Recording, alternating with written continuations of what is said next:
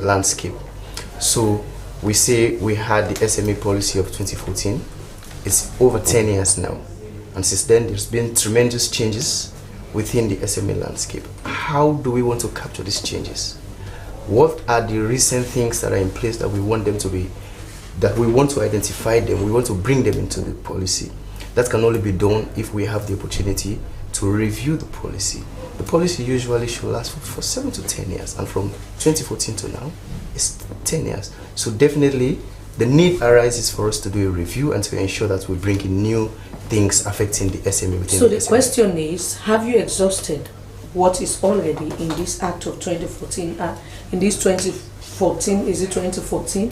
Yes, and 2016 Act, have you exhausted it? So when we say review, it doesn't mean we are reviewing the entire sections. It simply means those particular sections that we thought they've been exhausted, they are the sections that we want to review when it comes to the Act. And for the policy, it could be that there are issues within the policies that we want a change, we want to upgrade them. So these are the reasons why we say we want to do a review. Okay, so can you take us through some of these Act key areas that you really want to review? So when we talk about review, we want to look at firstly one of the issues relating to access to finance. So for access to finance, we know you can access to finance in two ways. You either get it in loans or you get it in grants. So we want to look at the procedures and the processes. Those procedures and processes that we know that they are very cumbersome, we want to see how we can make them very flexible. When it comes to issues also relating to registration, instead of you moving from your office or from wheresoever you are or with your business, you want to go out there to do registration, we say, look, we want to do an automated system. You can sit at your house, you have your app, or you have your laptop, your mobile phone, you can sit easily and then you are able to do your registration. Issues relating to technology and innovation, these were issues that were not captured. We want to capture them. We want to see how we can make the business landscape become very easier. That is dealing with the legal and regulatory business environment. Now, talk about providing a conducive atmosphere for businesses to operate. Of course, quite recently we saw a situation whereby, of course, importers and, of course, businesses working with shipping lines had a meeting complaining over for the space to be provided for them to be able to effectively do their business without external influences, and of course shipping lines that are really raising their taxes high and adding some more into the businesses they are doing, making it for them to run at loss. We are thinking about some of those areas when you are doing this review as well.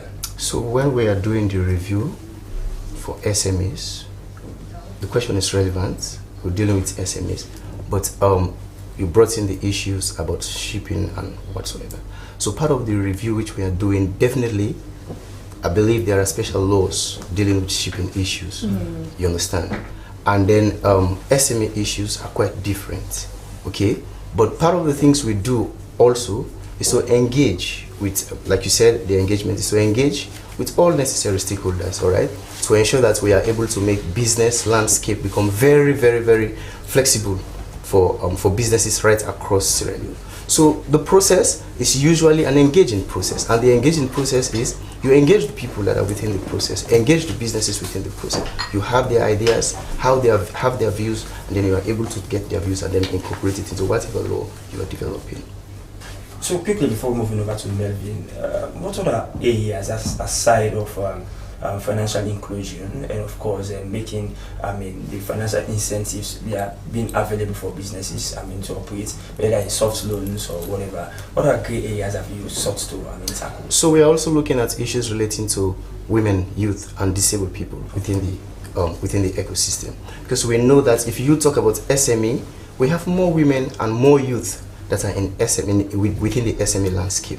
We want to see how we can capture them. It doesn't mean that when we were developing the policy in 2014 there were no issues relating to women, but now with the GUI Act we want to see how we can be able to capture the 30% that the GUI Act is talking about. So these are very critical issues. So issues relating to women, issues relating to youth, we want to also see how we can also get them into the system, into this policy. And before I finish on this one, we also want to look at issues relating to formalizing the informal sector, because we do not want them to continue to be small and medium businesses for the rest of their life. We want to see how they can transcend, how they can get formalized, how they can be able to graduate from smaller businesses and then to bigger businesses. This is so interesting. So we'll have to come to you later. Dennis, I think we have to go back to Mr. Furi from the Ministry of Trade. So, of course, you are the supervisor. You are supposed to be the supervisory body for all this that we are talking about. Is that true?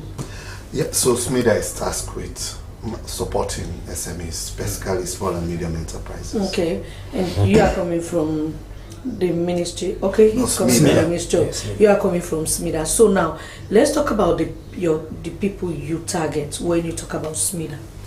All right, so the SMIDA Act that was done in 2016 defined small and medium enterprises.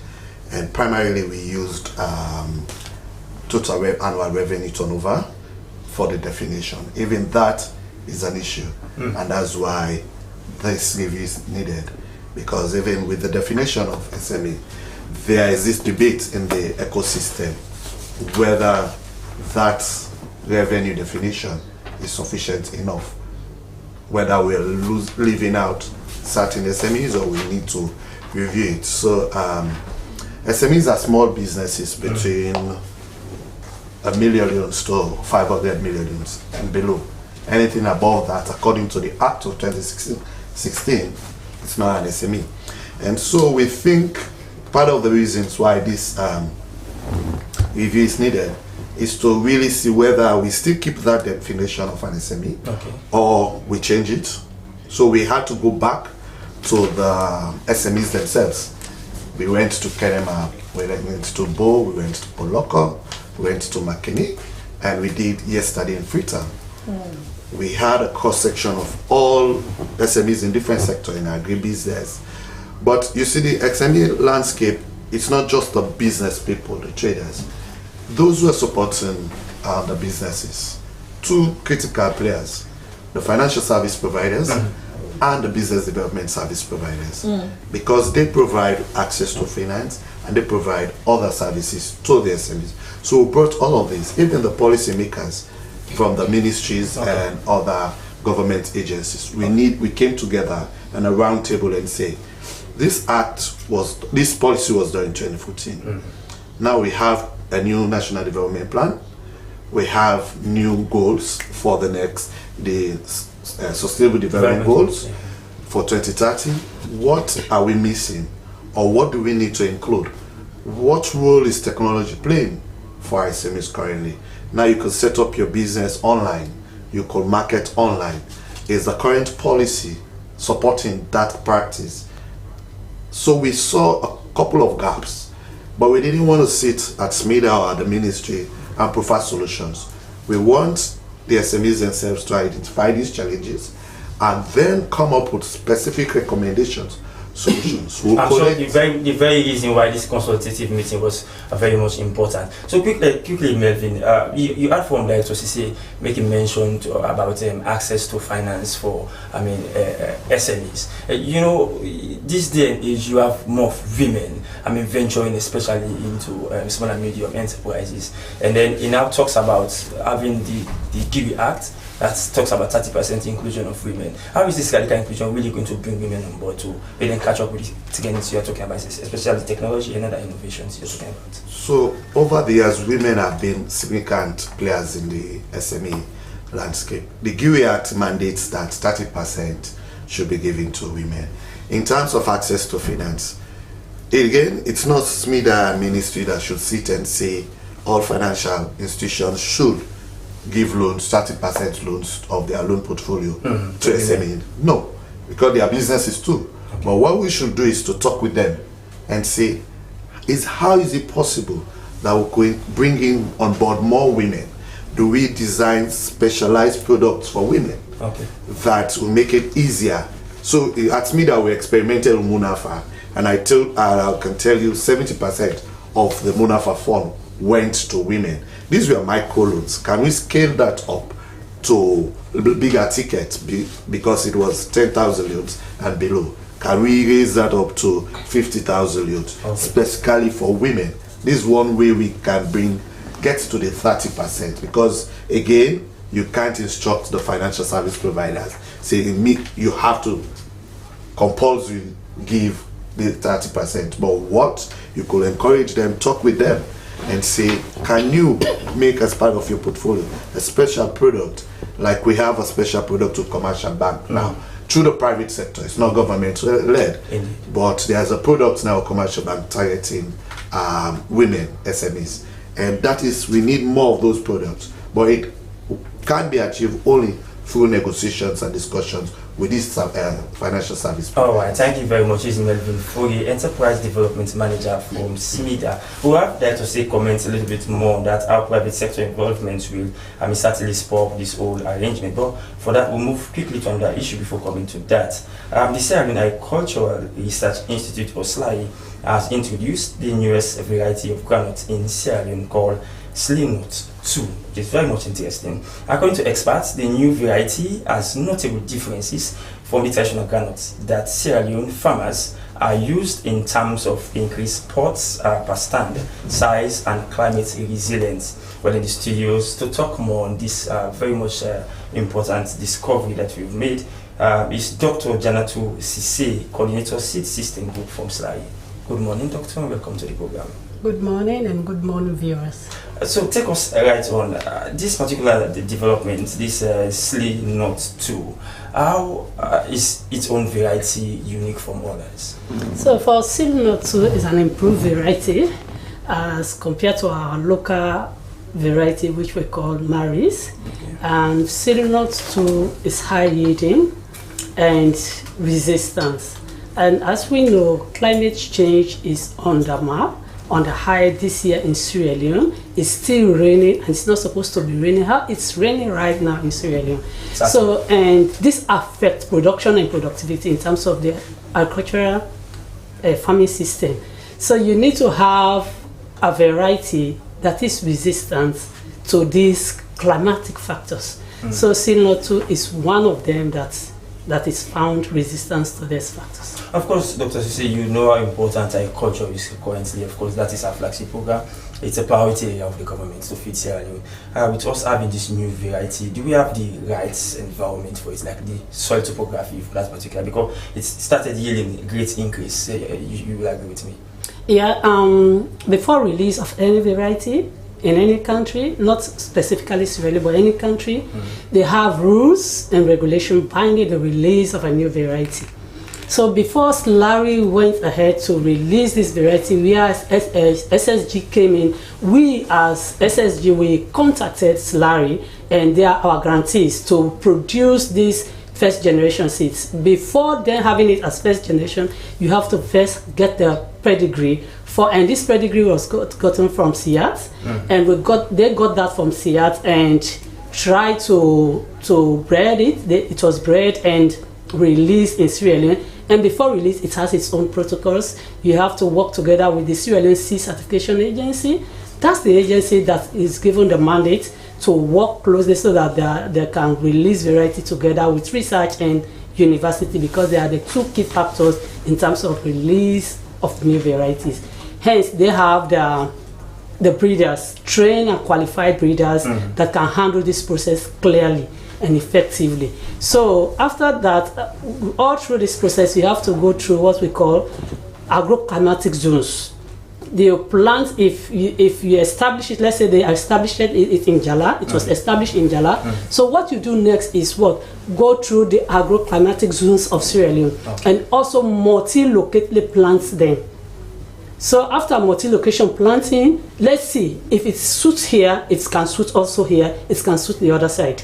So after that, you come together again and have Slbc watch at what you've done, and the breeder now, the trained breeder, like this is legume, we have the legume breeder, we come and do the presentation to the variety release committee, and then now we compare this one with your local variety. Okay. And so this seems a bit complex, and the people you are dealing with, you and I know they are not 80% of them are not really could not understand what you were saying. So because of the technicality involved in some of the things you are saying. So have you been able to educate our farmers, those that will be benefiting from this new breed that you have? Have you been able to engage them, to educate them about it? So what I'm explaining to you is the process of release. Okay. And that's not their own part. Okay. Their own part is the end factor Okay. that we have now.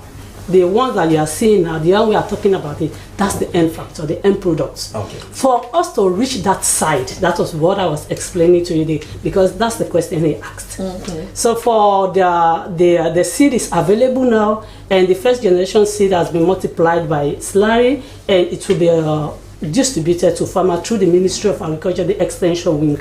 So for them, they don't have any technicality in doing this. They just have to maintain their planting methods. The good agronomic practice, not the technical part. Okay. You plant, you weed, the good agronomic practice, that's their own role. Okay. The technicality has been done already. That's why you've seen it as a high yielding variety as compared to our Indeed, on that point, that's why I want to alleviate the fear of my co-presenters of Francis, because Doctor, maybe I want to be an echo chamber to echo the voices of some of the farmers that have really tested the yield output of your particular variety you've introduced to farmers. You know, there was a program on the latest program.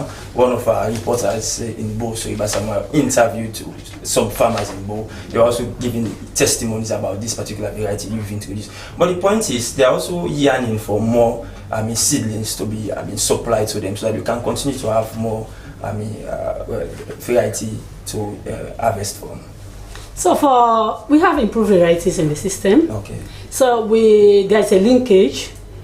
The slurry, which is the research, then we come to the Slbc, which certified. Okay. Then we have the Ministry of Agriculture, which the extension wing, which they are the bridge between the technical and the farmers. Right. So these seeds will be given to the extension wing of the Ministry of Agriculture. They know the farmers. Okay. They distribute and monitor how these seeds will be. So distribution is going to be purely by through the Ministry of Agriculture. Right, Yes. thank you very much for making that clear. She is Dr. Janatu, VCC Coordinator Seed System Group from the Ministry of Agriculture, from SLAI, Sierra Leone Agricultural Research Institute under the Ministry of Agriculture, I must say. But quickly, let's move over to, of course, Dr. Mr. Maxise. I also want to add Doctor to your title. Maybe that will soon come up. So, of course, you add from making mention that, of course, the private sector has a role to play, a huge role to play in all of this. How have you been engaging as a ministry? So, for the growth of any economy, depends on the private sector. Okay, because we are saying if we want to develop a document that is going to affect the private sector, then we must engage the private sector. Okay. So we started the engagement in Kenema. So we started off in Kenema, we came to Bo, and then we went to McKinney, and then we also went to Putloko, and then we finally ended up in Freetown. So the engagement between the Ministry of Trade and Industry, SMIDA, as well as the private sector, is so much in such a way that we've been able to have tremendous results, because it's as a result of their engagement and their contribution. That is what has actually reflected in the past number of days that we've been in the field. So for us, we consider the private sector as very key and as a major part that contributes to economic development. Not only that, we know that they can also create jobs. They can also serve as a number of other players within the market. So the engagement within Ministry of Trade and Industry and our private sector is very strong.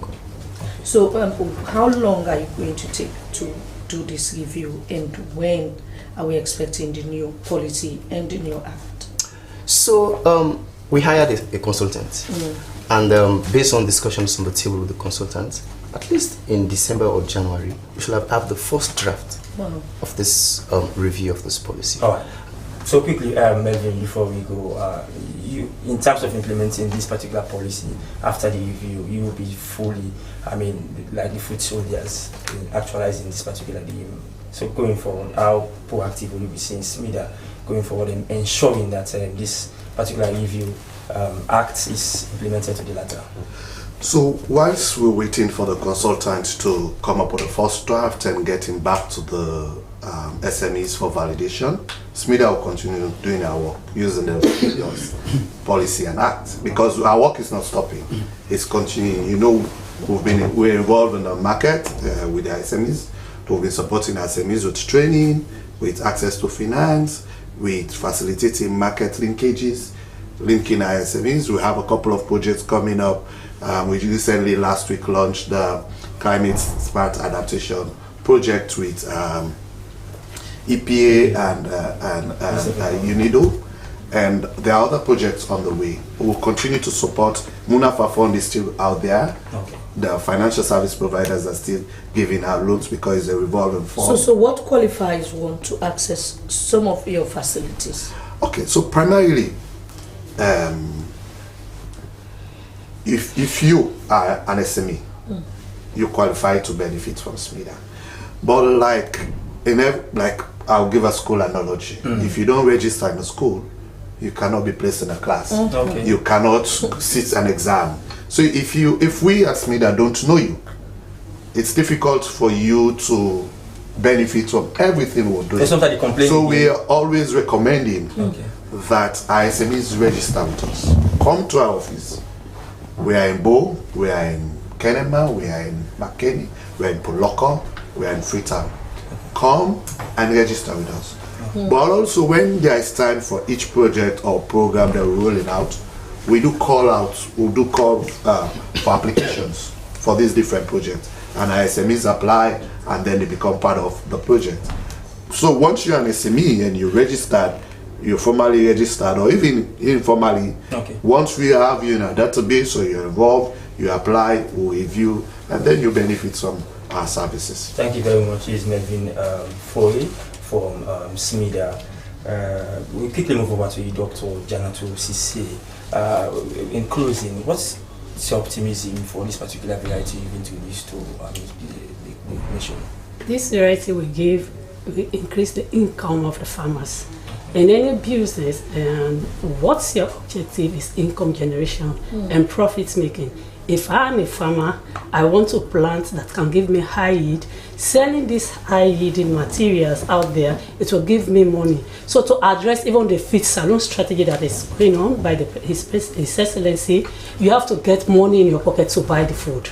If I'm not farming, but I have money to buy rice, it's the same feed salon that we are geared to achieving it. So having these high materials that SSG is a non-governmental organization that contacted Slary to produce these first generation seeds to be distributed to farmers. Accessibility is always a concern. How accessible is it for all farmers across the country? It will be accessible. SSG is working directly with the extension agent. They are one of our grantees. Slary is one of our grantees. We have the companies, they are one of our grantees. All these people are on board so that these ones can be accessed. All right, thank you very much. She's Dr. Janatu Sise, of course, a representative from Slary under the Minister of Agriculture. I will go for a short break. We'll come back and Good Morning Sierra Leone continues. As a mother of the house, whenever I want to prepare palm soup, there's no need pounding palm fruit. All I need is Nkulenu's Ghana's original palm soup base. My soup is done, and its preparation, it is not difficult at all. Nkulenu palm soup base, it's easily done with no difficulties. Just take few ladles and your soup is done. And its flavor, it's amazing. This is Nkulenu's Ghana's original palm soup base. And this is Nkulenu's Ghana's original spiced palm soup base. Iron fruit and turkey berries are naturally added. Also available Brown Gold Natural Cocoa Powder, Sunny Gold Brown Sugar, Neat Fufu Flour, Shito, Pisa and Moringa.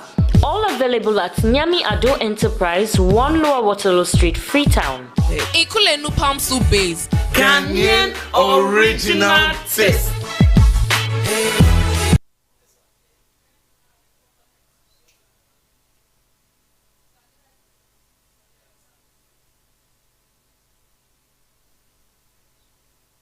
Welcome back to the program. It's Good Morning Sierra Leone. Well, we've been having a very exciting discussion here this morning. But before we will continue the conversation this morning, we want to discuss now everything about traffic and of course, traffic regulations. But before that, let's go for our traffic updates.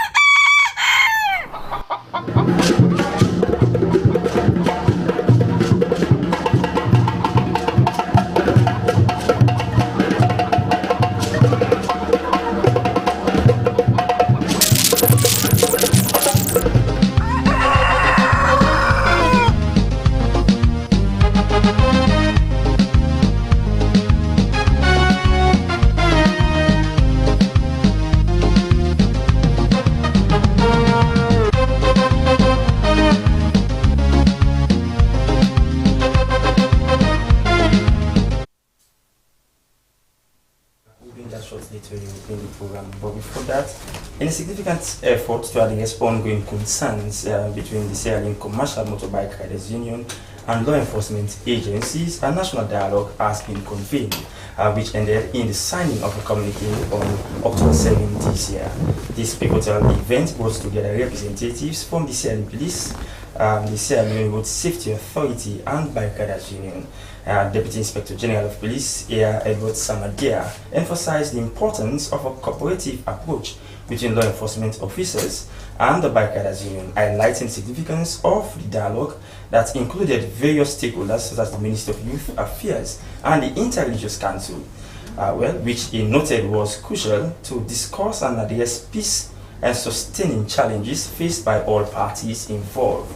Prominent voices at the event collectively urged adherence to the communique and terms as a means to ensure successful implementation of this particular agreement.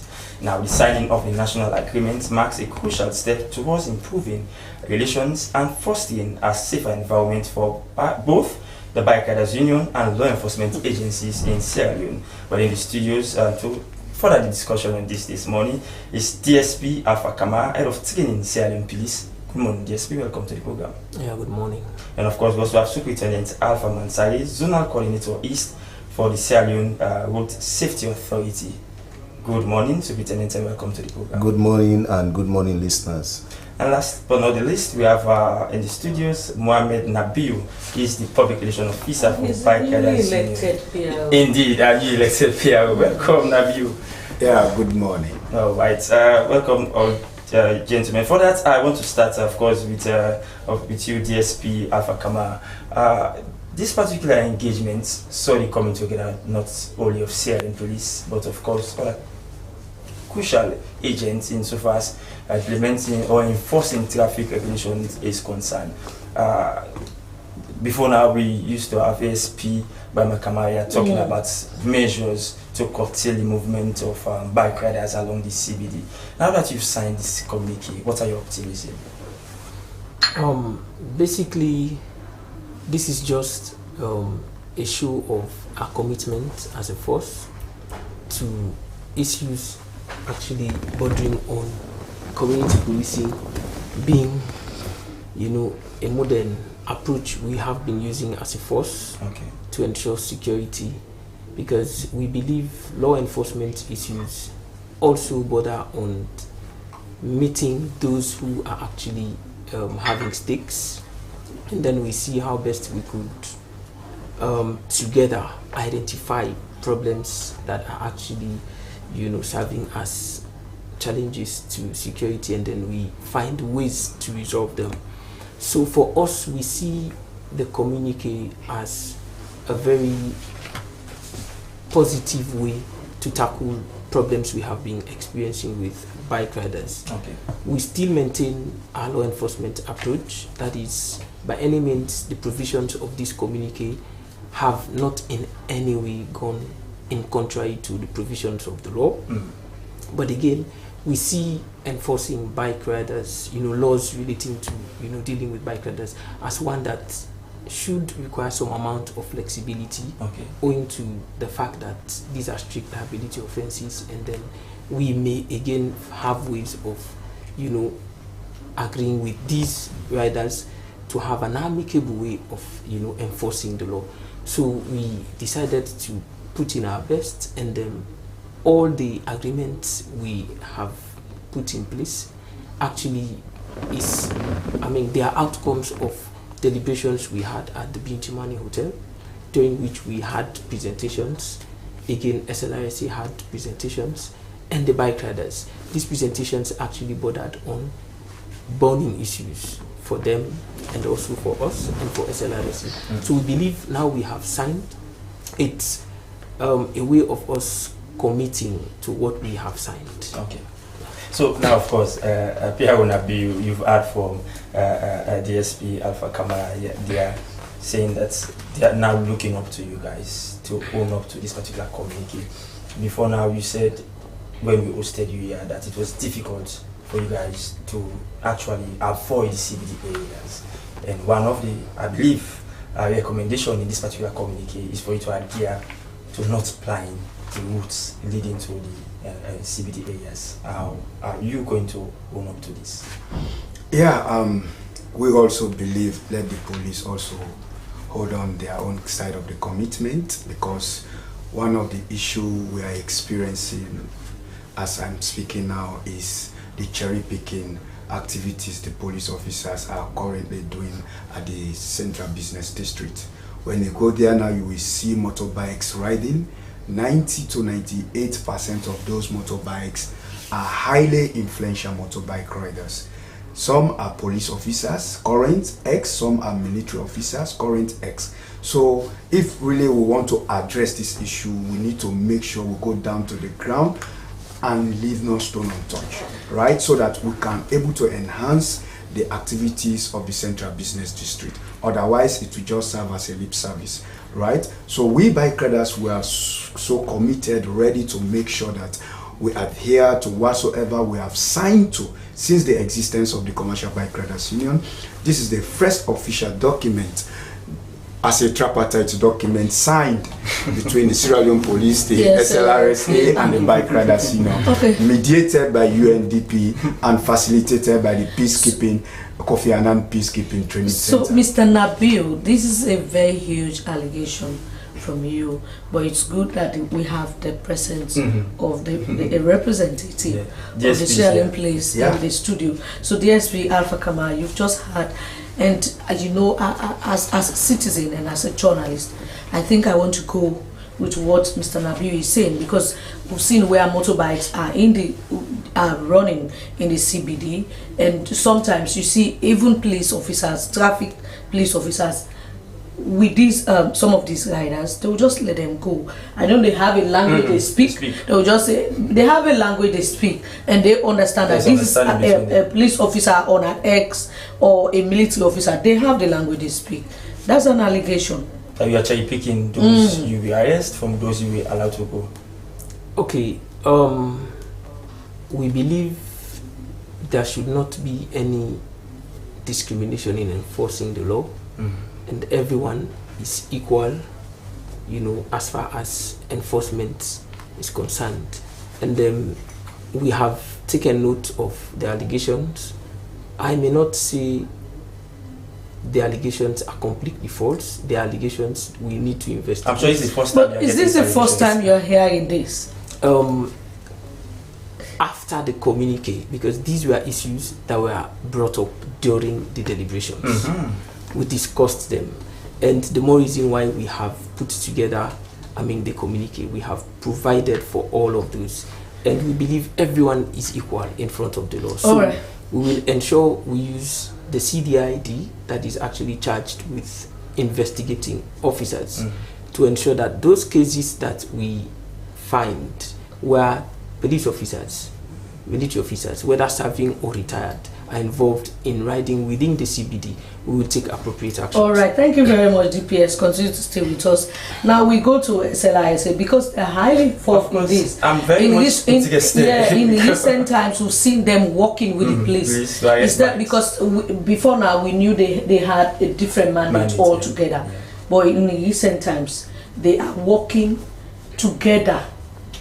They work with the police. they collect money from people, they do what they are not supposed to do. This especially is what, especially when motorbikes. That's that you are, and now this is a new arrangement, and Mr. Nabil is just saying this is the very first official document that they are signing, and you are very important in making sure we get to where we want to be only if you behave the way you are supposed to behave. You execute your duty diligently. All right, thank you very much. I just want to make certain clarifications with regards our duties. Of course, we were created by an act of parliament to complement the Sierra Leone police with regards traffic duties. So if you see us working together, meaning we are doing traffic duties, not any other police duties. And to ensure good safety. Yes.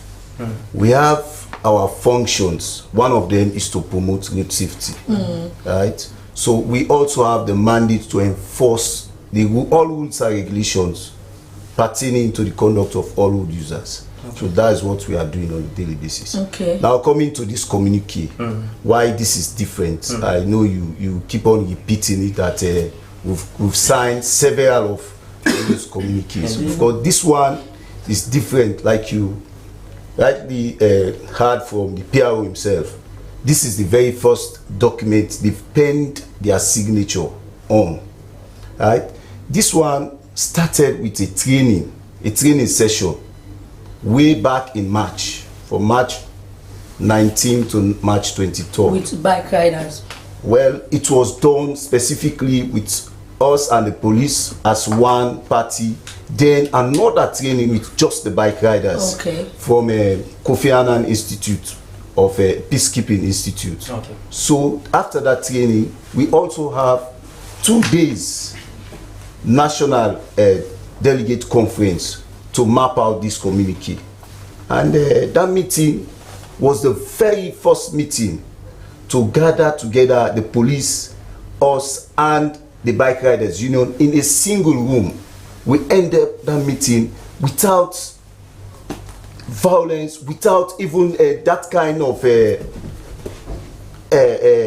chaotic atmosphere. You know why? Because we've gone through the training and we've actually know how to manage conflict, how to prevent conflict, how to collaborate and the like. So we held that meeting, discussions we are in fact they brought out the burning issues, suggestions were made, and discussions were also made around those suggestions, and the communique was actually formed, and this communique was sent to the various institutions, and we watched through it again before finally it was signed yesterday. So Superintendent, since we are talking about road safety, this is very important, not only in Sierra Leone but across the world. Yes. And your role is to make sure we get safety while we go about our normal businesses. But the story is a bit different in Sierra Leone, because you see vehicles parked where they are not supposed to park, they cause accidents for people, and many a times people will say, where is the SLRC? Why are they not taking these vehicles? People will go, they will deliberately park in the middle of the street and preventing other people to go about their normal business. You've not been seen you. We only see you where the bike riders are. You go, you chasing them. Sometimes you see a police officer on top of a motorbike, and with the SLRC officer behind him, and they will be running after motorbikes. Why do you have very serious issues to attend to? Well, these are all serious issues. We have the enforcement team for RTR, which normally goes out on a daily basis. How effective are they? Well, they are effective. We also have the towing team that normally tows vehicles that are parked along the road, abandoned, derelict vehicles. We have the towing team. If you go now to our Pademba Road office, it's packed full with vehicles that are abandoned, that we've towed already. You go to our Miltimagai in Panwea, it's packed full. We are doing it on a daily basis. We only have challenge at the east end. But thank God we've actually collaborated with the military. They provided space was the problem. So essentially, Superintendent, what my colleague is here saying, of course, day in, day out, you see your road safety cops, plying the roads, chasing after motorbikes, rather than, controlling traffic, ensuring sanity in the road and the likes. Like you're saying, you've now, subside issues around the western part of Freetown. But I can tell you in my area at Slbc in the morning hours, if you see vehicles parked along that road going towards King Street, they are just parked and stationed there. People, there is traffic congestion, people get late for going to work. A lot of other things come up. There's a lot of other traffic commotion at Slbc ongoing there. But day in, day out, even in our traffic update, if we play them now, you will see traffic congestion. But your road safety corps seems not to be interested in some of these issues. No, we are interested. It's part of our mandate, it's part of our function to ensure that there is free flow of traffic along the routes. On that note, we will go for our traffic updates and we'll come back and continue with that.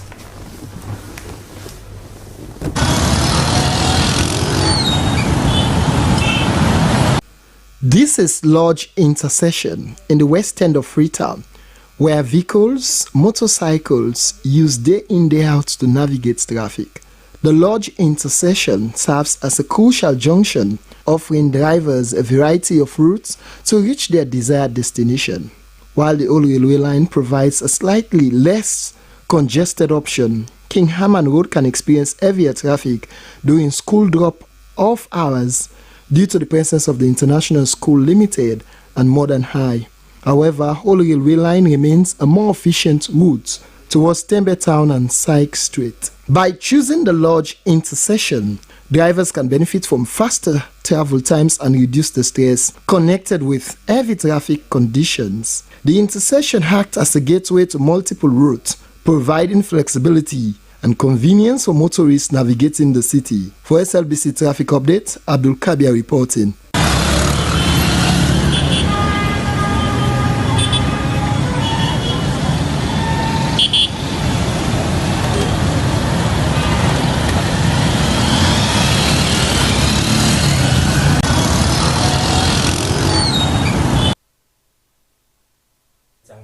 Dear to our man Abdul Kabir for putting that traffic update together. Well, so Lieutenant and of course our studio guests will comment on that shortly before we wrap up the program. But for now, it's time for our newspaper review. And for that, we start with the exclusive newspaper, which has a banner headline: APC 2028 roadmap. The deputy chairman reveals plans. Flights for electoral justice, or fight rather, ready for 2025 census. Prepare for 2026 convention and 2028 election. 2026 SLPP convention. Our stories you can find on the front page of the exclusive. Okay, my first pick this morning is the Standard Times newspaper, and it has the first story this morning is delay in publication of results sparks concern at MMTU.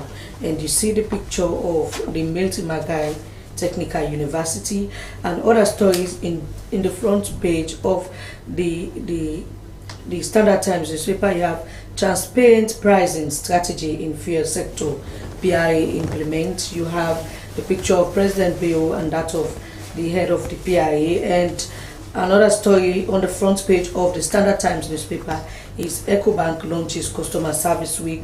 The stories lots more, including sports, you find in the Standard Times newspaper. My next pick is the Global Times newspaper, which starts with the banner headline: Recovering NATCA.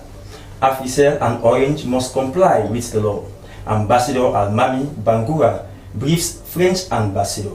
Mrs. Musa Tarawali says, "My husband, the man to watch." That's a quotation there. Jihad Basma and 20 others. Traverse of Justice. That's all you can find on the front page of Global Times newspaper. For more on that, grab yourself a copy. And my next pick this morning is the Night Watch newspaper with a banner headline: APC may be unfit before 2028. And another story: Orange Sierra Leone celebrates Customer Service Week. Bobo Payne Sierra Leoneans. Where you have more stories you can find in the Night Watch newspaper, including local and international sport. For Independent Observer newspaper, it's open to the banner headline: Mr. President, can we talk? Part 20. The MCC funds. Is President Bio chasing the wind? YEA to celebrate young development. Our stories you can find on the front page of the Independent Observer newspaper. And my next pick is the Awoko newspaper, and it has so many stories making the headline on their front page. And the first one is Center for Memory and Reparations hosts TRC exhibition, calls for support for war victims. And the other one reads Southern Region Western Rural Bag 2024 Presidential National Best Teacher Award. Another story you can find on the front page is the Trade Ministry and SMIDA review SME policy and regulations. These stories and more, and also the story we are discussing here this morning, is on the front page of the Awoko newspaper. Historic communique signed by Bike Riders Union, SLRSA and Sierra Leone Police to promote peace building. These stories plus more, including sports, both local and international, you can find on the Awoko newspaper. Nationalist newspaper opens with a banner headline: Jagaban energizes APC faithfuls. Question mark, over $480 million grants, MCC grants. Balwa Kuruma transforms PRA. Our stories you can find on the Nationalist newspaper. My final pick for today is the Africa 24, and it has a banner story, a banner headline: irrigation infrastructure to improve tomato plant rise. And this one is in 2028, Mohamed Bangura to lead the SLPP. Interesting stories. And also another story, CSOs are deeply divided. Market skyrocketed prices and Allentown residents complain. AIM Sierra Leone Commission Skills Training Center at Wotumba Village. These stories plus more, including sport and both local and international, you find in the African 24 newspaper. And from there, my last pick is the Satellite newspaper. It opens with an headline: winning the MCC Compact Award. President's bill government to intensify development aspirations. Another story you can find is police command vehicles under the radar. All stories you can find on the front page of the Satellite newspaper, which happens to be my final pick for our newspaper review. From there, we go back to our guest again, Francis. We go back to you, DPS Africa. You know, so many allegations. This is a very good, in fact, historic document, memorandum that you people all communicate that have been signed by you, the SLRSA, and also the bike riders. But the concern is how ready is the Sierra Leone Police. You know, the top might be willing, I mean the leadership might be willing. The same goes to the Bike Riders Union, the same goes to the SLRSA, the head, the top, I mean the leadership might be willing, but when it comes to those that should be implementing this communique, then we'll begin to wonder whether we'll actually get a good outcome from what you people have signed.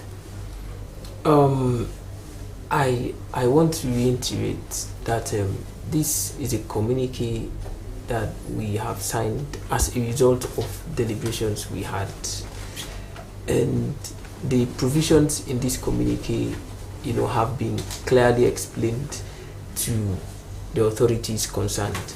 The IGP is committed to seeing that officers who in everyday, you know, the activities deal with these bike riders comply with, you know, the standard that is expected of them. This communique has not changed the law enforcement, I mean, well, we say strategy, but it has probably modified areas we have had issues with. Did you explain their line of demarcation? Because sometimes you also say you are not supposed to go to the CBD. You give them places that they should go. You have your men running after them again, even to the places where they have been assigned to run. That's again another concern. One thing, like I said, I need to make clear. The communique does not only cover CBD. CBD is just one aspect of areas where these bike riders may apply, right? And there are also other areas, and the laws border on almost every aspect. I mean, all areas within the CBD and also outside the CBD. So it doesn't mean if you are not riding within the CBD and then you contravene, dictates of law. So maybe you are not getting what I'm saying.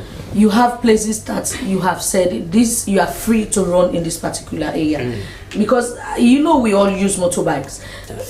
When they were doing this new bypass, this new road, they used to use the mountain areas. You find policemen again in those corners waiting for the bike riders to take money from them, or to say you are not supposed to use this route. So have you clearly explained to the bike riders that this is where you are supposed to use and you are not supposed to go this way? And have you explained to your men that you are not supposed to go after them when they are using wherever is assigned to them?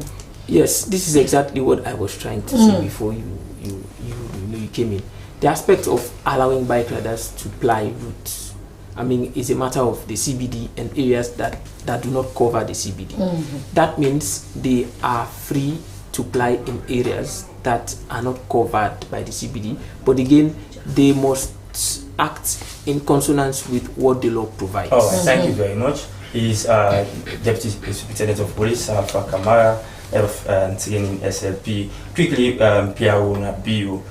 Compliance to this communique is of maximum importance, and of course, the SLP places maximum trust on your guys to comply with this communique. If I'm to read that, it's only around 10%. So, how are we going to see you comply to this particular communique? How well are we going to see you comply? Of course, we hold our own side of the bargain. That's what our president signed.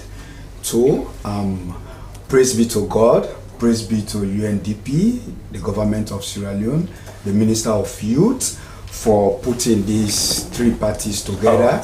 It came a time the arrest of our guys or members was so astronomical by the police. We'll get to that. How well will you see you comply? Just answer your question, sir. Of course, as I said, we are ready and we are going to pass on the messages across the social media platform. Have you communicated their line of demarcation, where they should go and where they should not go? That's the issue we are presently facing. Thank you we very much. ask the police, we sit together, let's have a clear definition of the central business district. Thank you very much. So that we can the public relations signs and post to. Thank you for the. I'm afraid we have to leave it there. Is for the Nabil, the public relations officer for Bike Riders Union. Quickly, we go back to you, Superintendent Masai. Less than 30 seconds. Time is not afraid. How soon will you see your road safety corps come to Town? Of course, we will visit Town very soon, because I'm in charge of the West. Okay. So that one you've brought that one to my notice, and I'll make sure we make sure action is taken on. Thank you very much. He is Superintendent Alpha Mansa, Regional Coordinator East, Sierra Leone Road Safety Authority. Thank you, and thank you to our guests from the SLP, DSP, Alpha Kamara, and of course our man from Bike Riders Union for the Nabil. That's where we're going to be cutting into this edition of Good Morning Sierra Leone. Many thanks to our production team for putting this very beautiful program together. I've been a presenter, Dennis Keza, saying goodbye. And I am Francis Bernard, but before we go, a reminder of our quote of the day, which came from Chinese philosopher Confucius, and it says, in a country well governed, poverty is something to be ashamed of. In a country badly governed, wealth is something to be ashamed of. The program is Good Morning Sierra Leone, and it returns tomorrow. Have a lovely day. Goodbye. As a mother of the house, whenever I want to prepare palm soup, there's no need pounding palm fruit. All I need is Nkulenu's Ghana's original palm soup base. My soup is done, and its preparation, it is not difficult at all. Nkulenu palm soup base, it's easily done with no difficulties. Just take few ladles and your soup is done. And its flavor, it's amazing. This is Nkulenu's Ghana's original palm soup base. And this is Nkulenu's Ghana's original spiced palm soup base. Iron fruit and turkey berries are naturally added. Also available brown gold natural cocoa powder, sunny gold brown sugar, neat fufu flour, shito, pisa, and moringa. All available at Nyami Ado Enterprise, 1 Lower Waterloo Street, Freetown. Inkulenu palm soup base. Ghanaian original taste.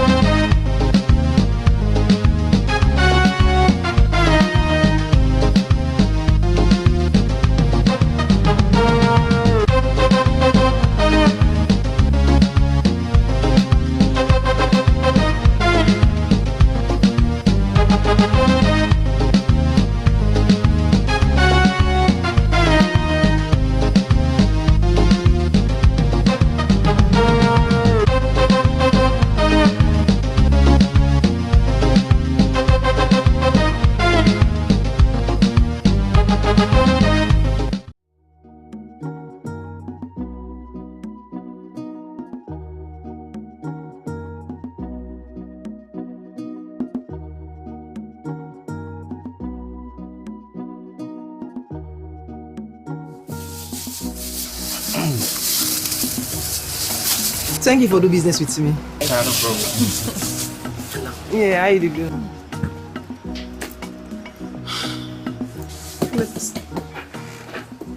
Okay. One stabilizer. And okay.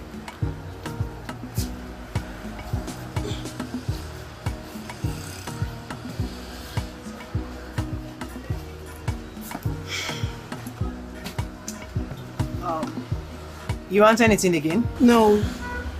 How much have I pay you? Give me 1 minute.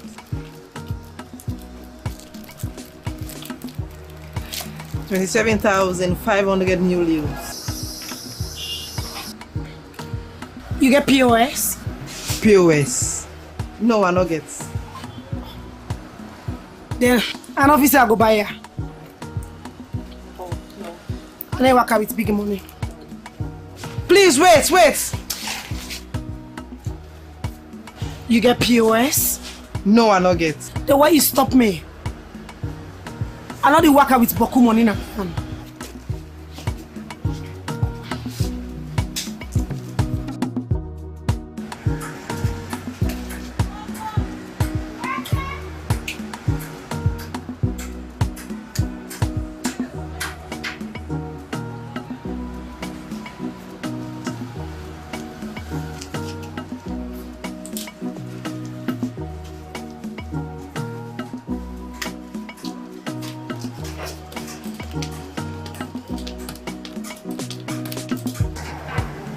So you total at 28,400. No problem. Moses? Sir? Bring the bag.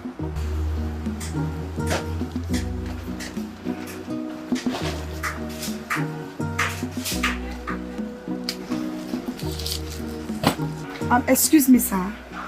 You want pay in cash? Yes. You no get bank card? Bank card? No? Well, I saw you, sir. I no feel so way to sell game.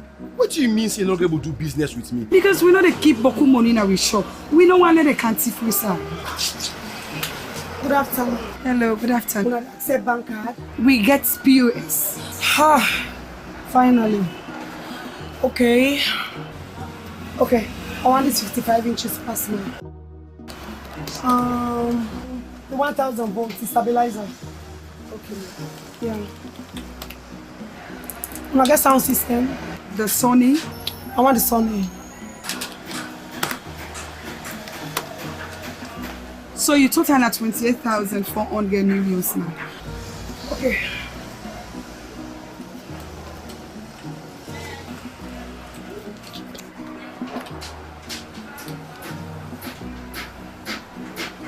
You password ma.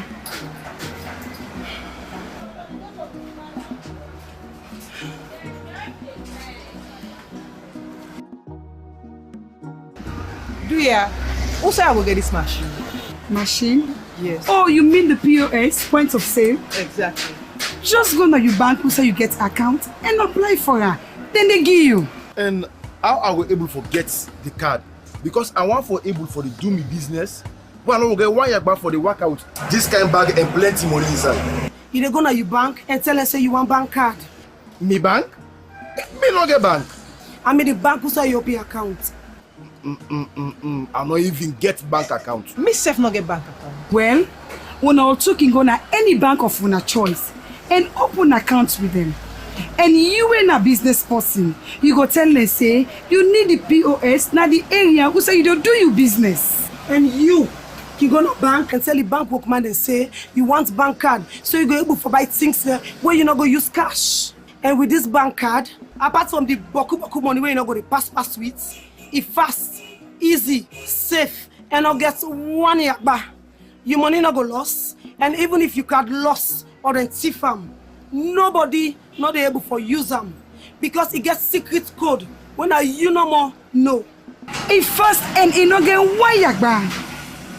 The cost of the things the way you don't buy, they transfer from your account to the account of the person where they sell. You no need for go to bank for go take money, for can't pay for the things the way you don't buy. And it's safe no need for go to a bank, for go pay for the things the way you don't sell for the day. By that, you and una go free from thief man then. For do transaction with your card, in order to take 1 term, compared to the time where you go take for 28,000 new money. And all this possible because now we don't get what we call the salon payment switch. We make bank card, ATM, POS, they work alongside with all the bank there where they under the national switch.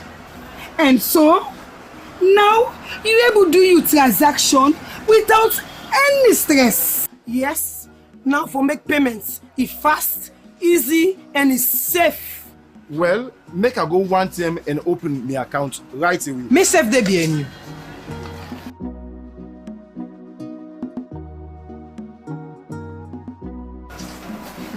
Thank you very much. So welcome. Try for me. I love you.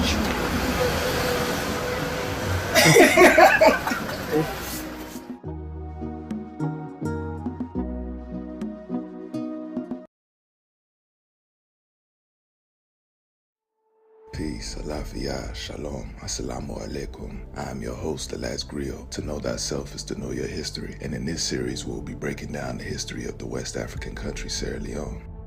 Did you know that archaeological finds show that Sierra Leone has been inhabited continuously for at least 2,500 years, populated successively by societies who migrated from other parts of Western and Central Africa? Its earliest documentation is noted as an outpost or outer territory of the Great Mali Empire, and the following centuries would slowly see Sierra Leone become a place of refuge for those escaping Islamic conversion, enslavement, and warfare from larger nations. There are 18 different ethnic groups in Sierra Leone today. The indigenous tribes of Sierra Leone would be the Limba, Bolong, and Loko. The other 14 would migrate into the region in later periods. Those who came from Mali and Guinea would become the Timni, Mende, Madingo, Kono, Yalunka, Karunko, Suzu, and Gizi. Sierra Leone would also receive the Karu, Karim, Galina, Gola, and Vai from Liberia. The Creole people would be a result of liberated slaves from the Americas being resettled in Sierra Leone by the British. They have one of the most interesting stories because the Creole today are the closest African relatives of Black Americans due to their ancestors having to leave behind parents, siblings, uncles, and aunties behind in America, Canada, and the Caribbean.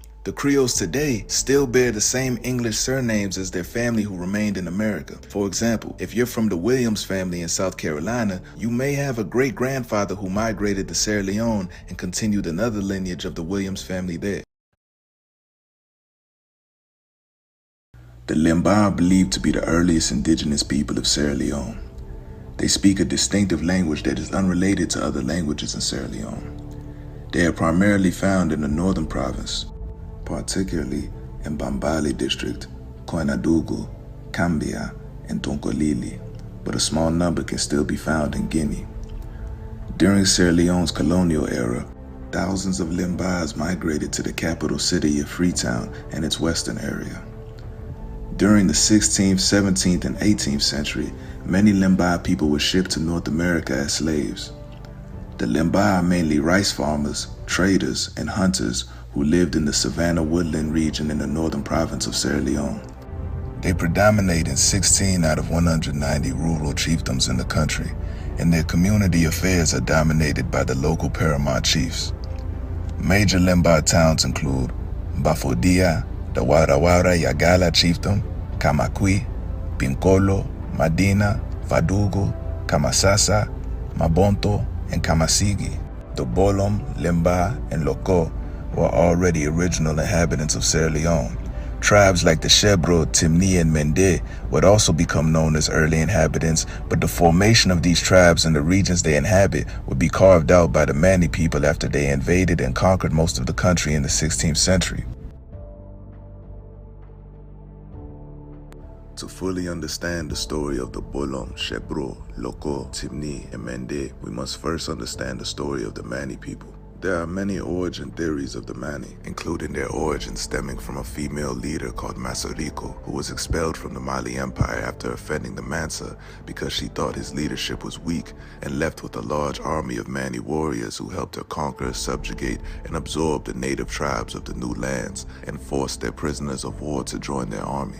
Historically and culturally, though, a more precise location of origin would be Kabu. The Mani were warlords and rulers of the Mandinka elite from the declining Mali Empire, but their homeland was a vassal state of Mali at the time called Kabu. Kabu was formed by a war general called Touramagan Traoré in French West Africa, or Touramagan Tarawali in English-speaking West Africa. Touramagan was the general and nephew of the founder of the Mali Empire, Sanjata Keita, through Sanjata's elder sister, Nana Tribon.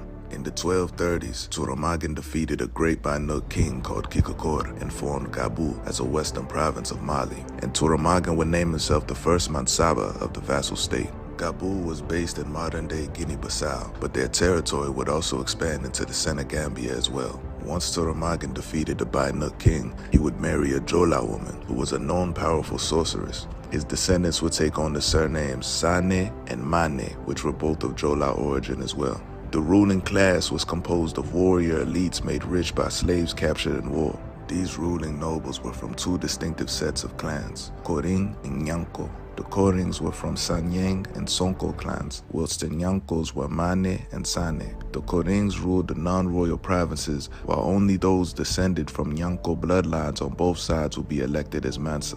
When we look at the timeline of Mali, Kabu, and the Mani invasion of Sierra Leone, Guinea, and Liberia, it becomes easier to tie in the knots.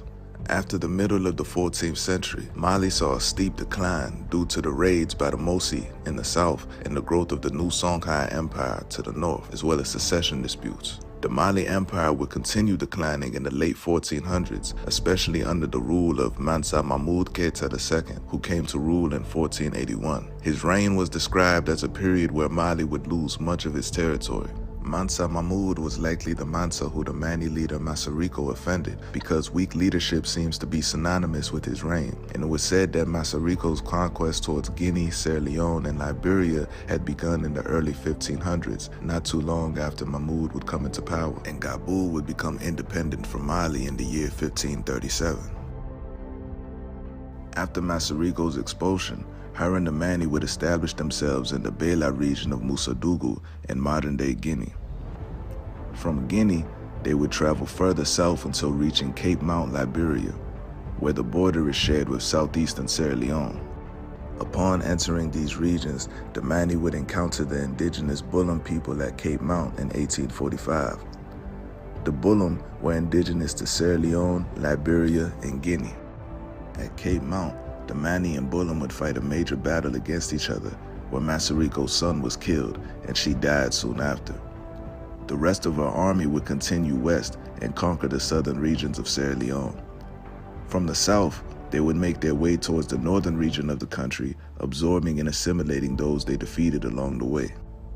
Once the Mani entered the southern region of Sierra Leone, many Bulum settlements were destroyed during these invasions. This enabled the Mandinka to fully take over the south and force the Bulum to give them their allegiance. After the Mani conquered this region, they would begin intermixing with the Bullum people, and this fusion of the Mani and the Bullum would form the Mende tribe who inhabit the same region today. The name Mende may derive from the names of their conquerors Mani, or a spin-off to the ancestry of their conquerors, which is Mande, the umbrella term for the Mande-speaking people of West Africa. Or perhaps, when the Europeans made contact with them and asked who they were, the reply that they received was Mande, but the British pronunciation likely came out as Mandai, hence the pronunciation and spelling today. Corruption and mispronunciation of African names and words by European explorers and invaders was common, and whatever they documented on the African people would be what was passed down to us who are the descendants, including the improper way of saying some of our ancestral names. Another example of this can be displayed through the formation of the Shebro people. After conquering the Bullum people of the south and forming the Mende, the next region that the Mani would conquer would be the Bullum territory centered around what is today known as Shebro Island. The head of this conquest was a Mani leader named Sherabola. A corruption of this name would lead to him being called Shebro, and from the corruption of this Mani leader's name, the Shebro tribe was formed. From there, the Timni would be conquered next, but prior to the Mani invasion of Sierra Leone, the Timni would be the first migrant tribe to arrive in the country after leaving the Fouta Djallon region of Guinea in the late 1400s. The Timni would push the Limba northeast and the Bullum southward. It is highly possible that before the arrival of the Mani, the Timni may have possibly gone by a different name.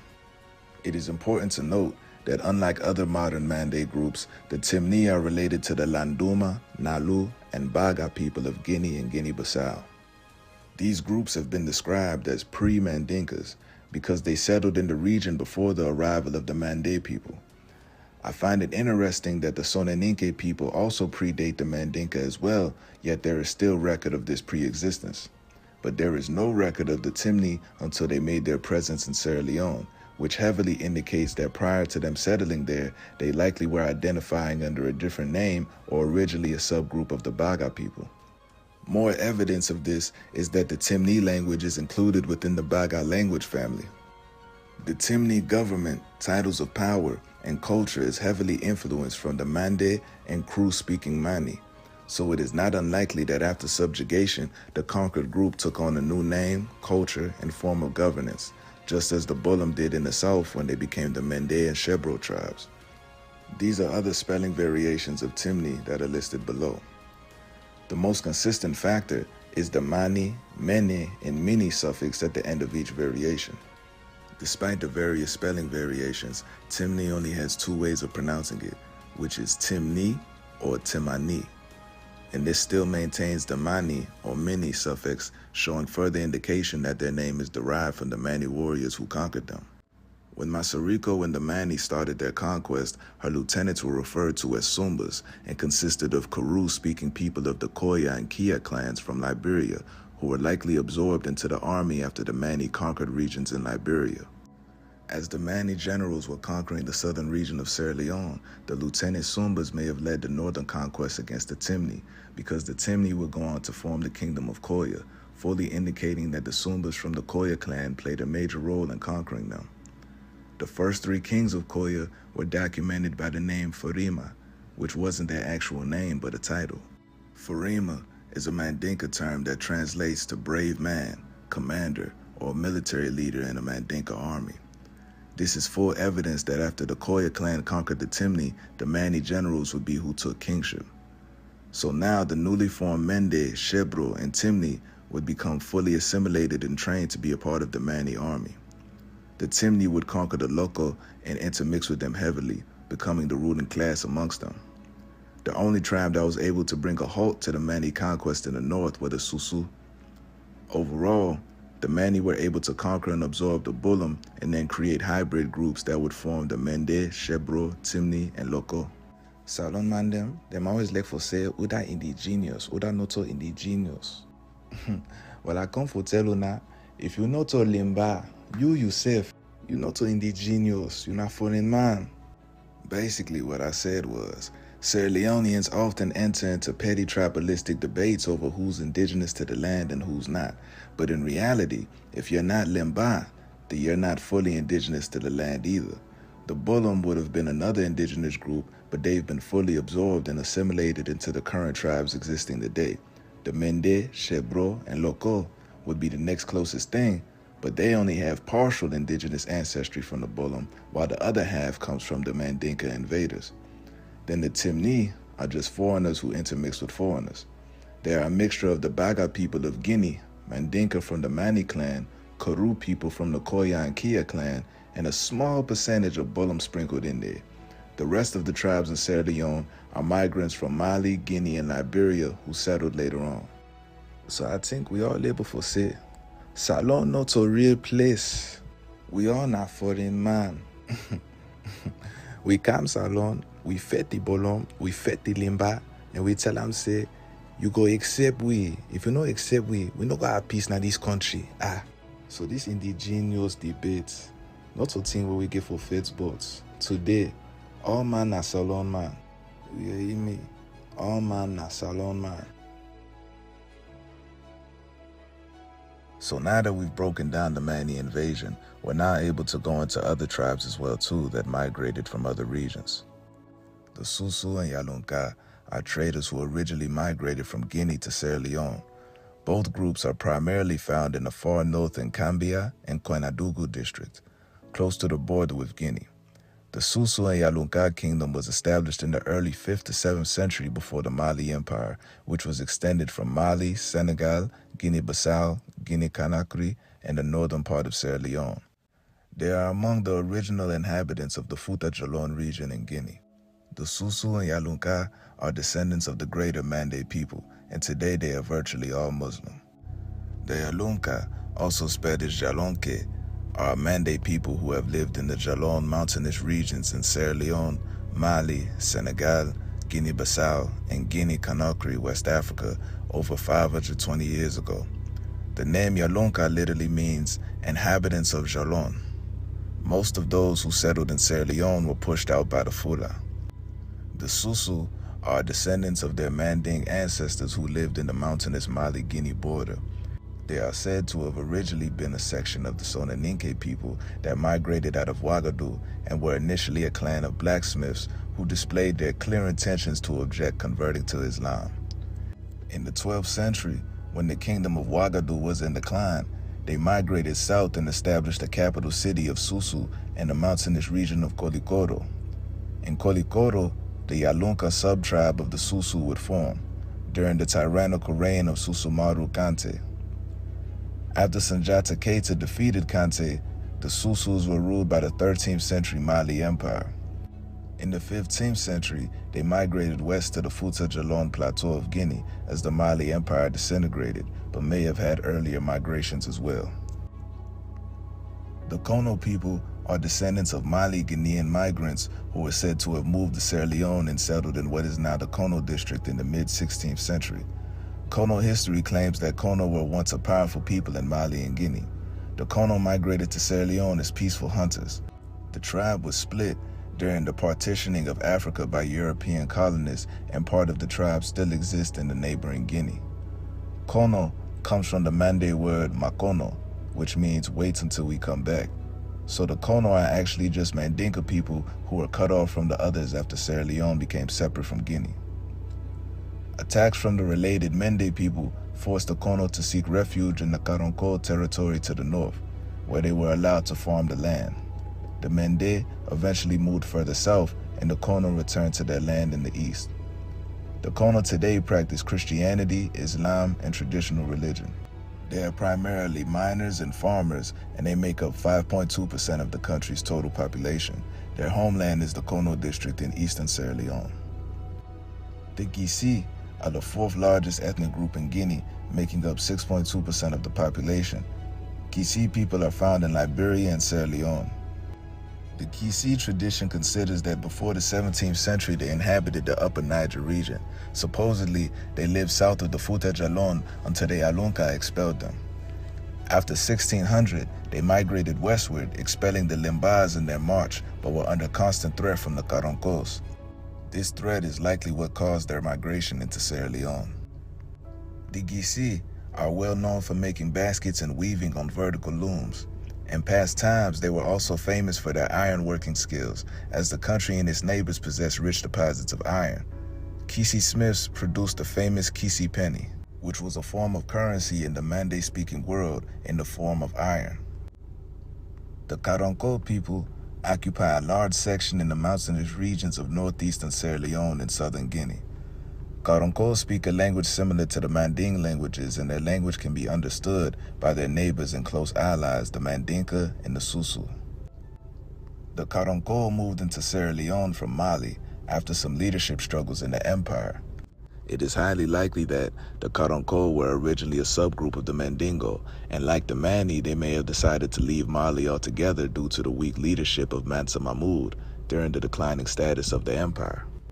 But during the height of Mali, the Karankos were originally a part of the military power of the country. Due to the vastness of the empire and their role in the military, they were deployed across East to West Africa. One of the most prominent military groups was led by a warrior named Mansa Kama, who lived approximately between 1650 and 1720.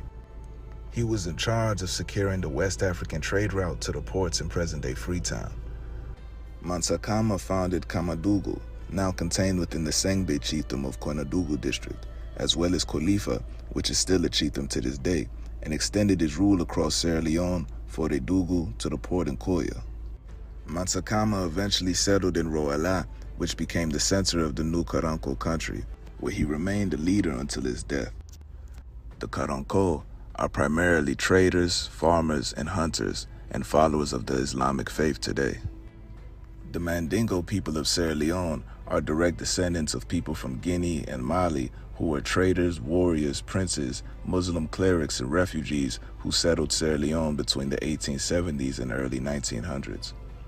The main two reasons for their migration into the country was usually escaping French colonialism and enslavement back in Mali or Guinea, or the second reason would be fleeing or being subjugated by the jihads led by Samori Touré, a ruler of the Wasulu Empire.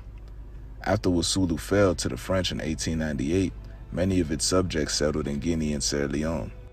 The Kenadugu Empire, ruled by the Traoré, also known as Tarawali, would also fall to the French in the same year after they defeated Babemba Traoré in battle. This would lead to some of their subjects also settling in Guinea and Sierra Leone in an attempt to evade French colonialism.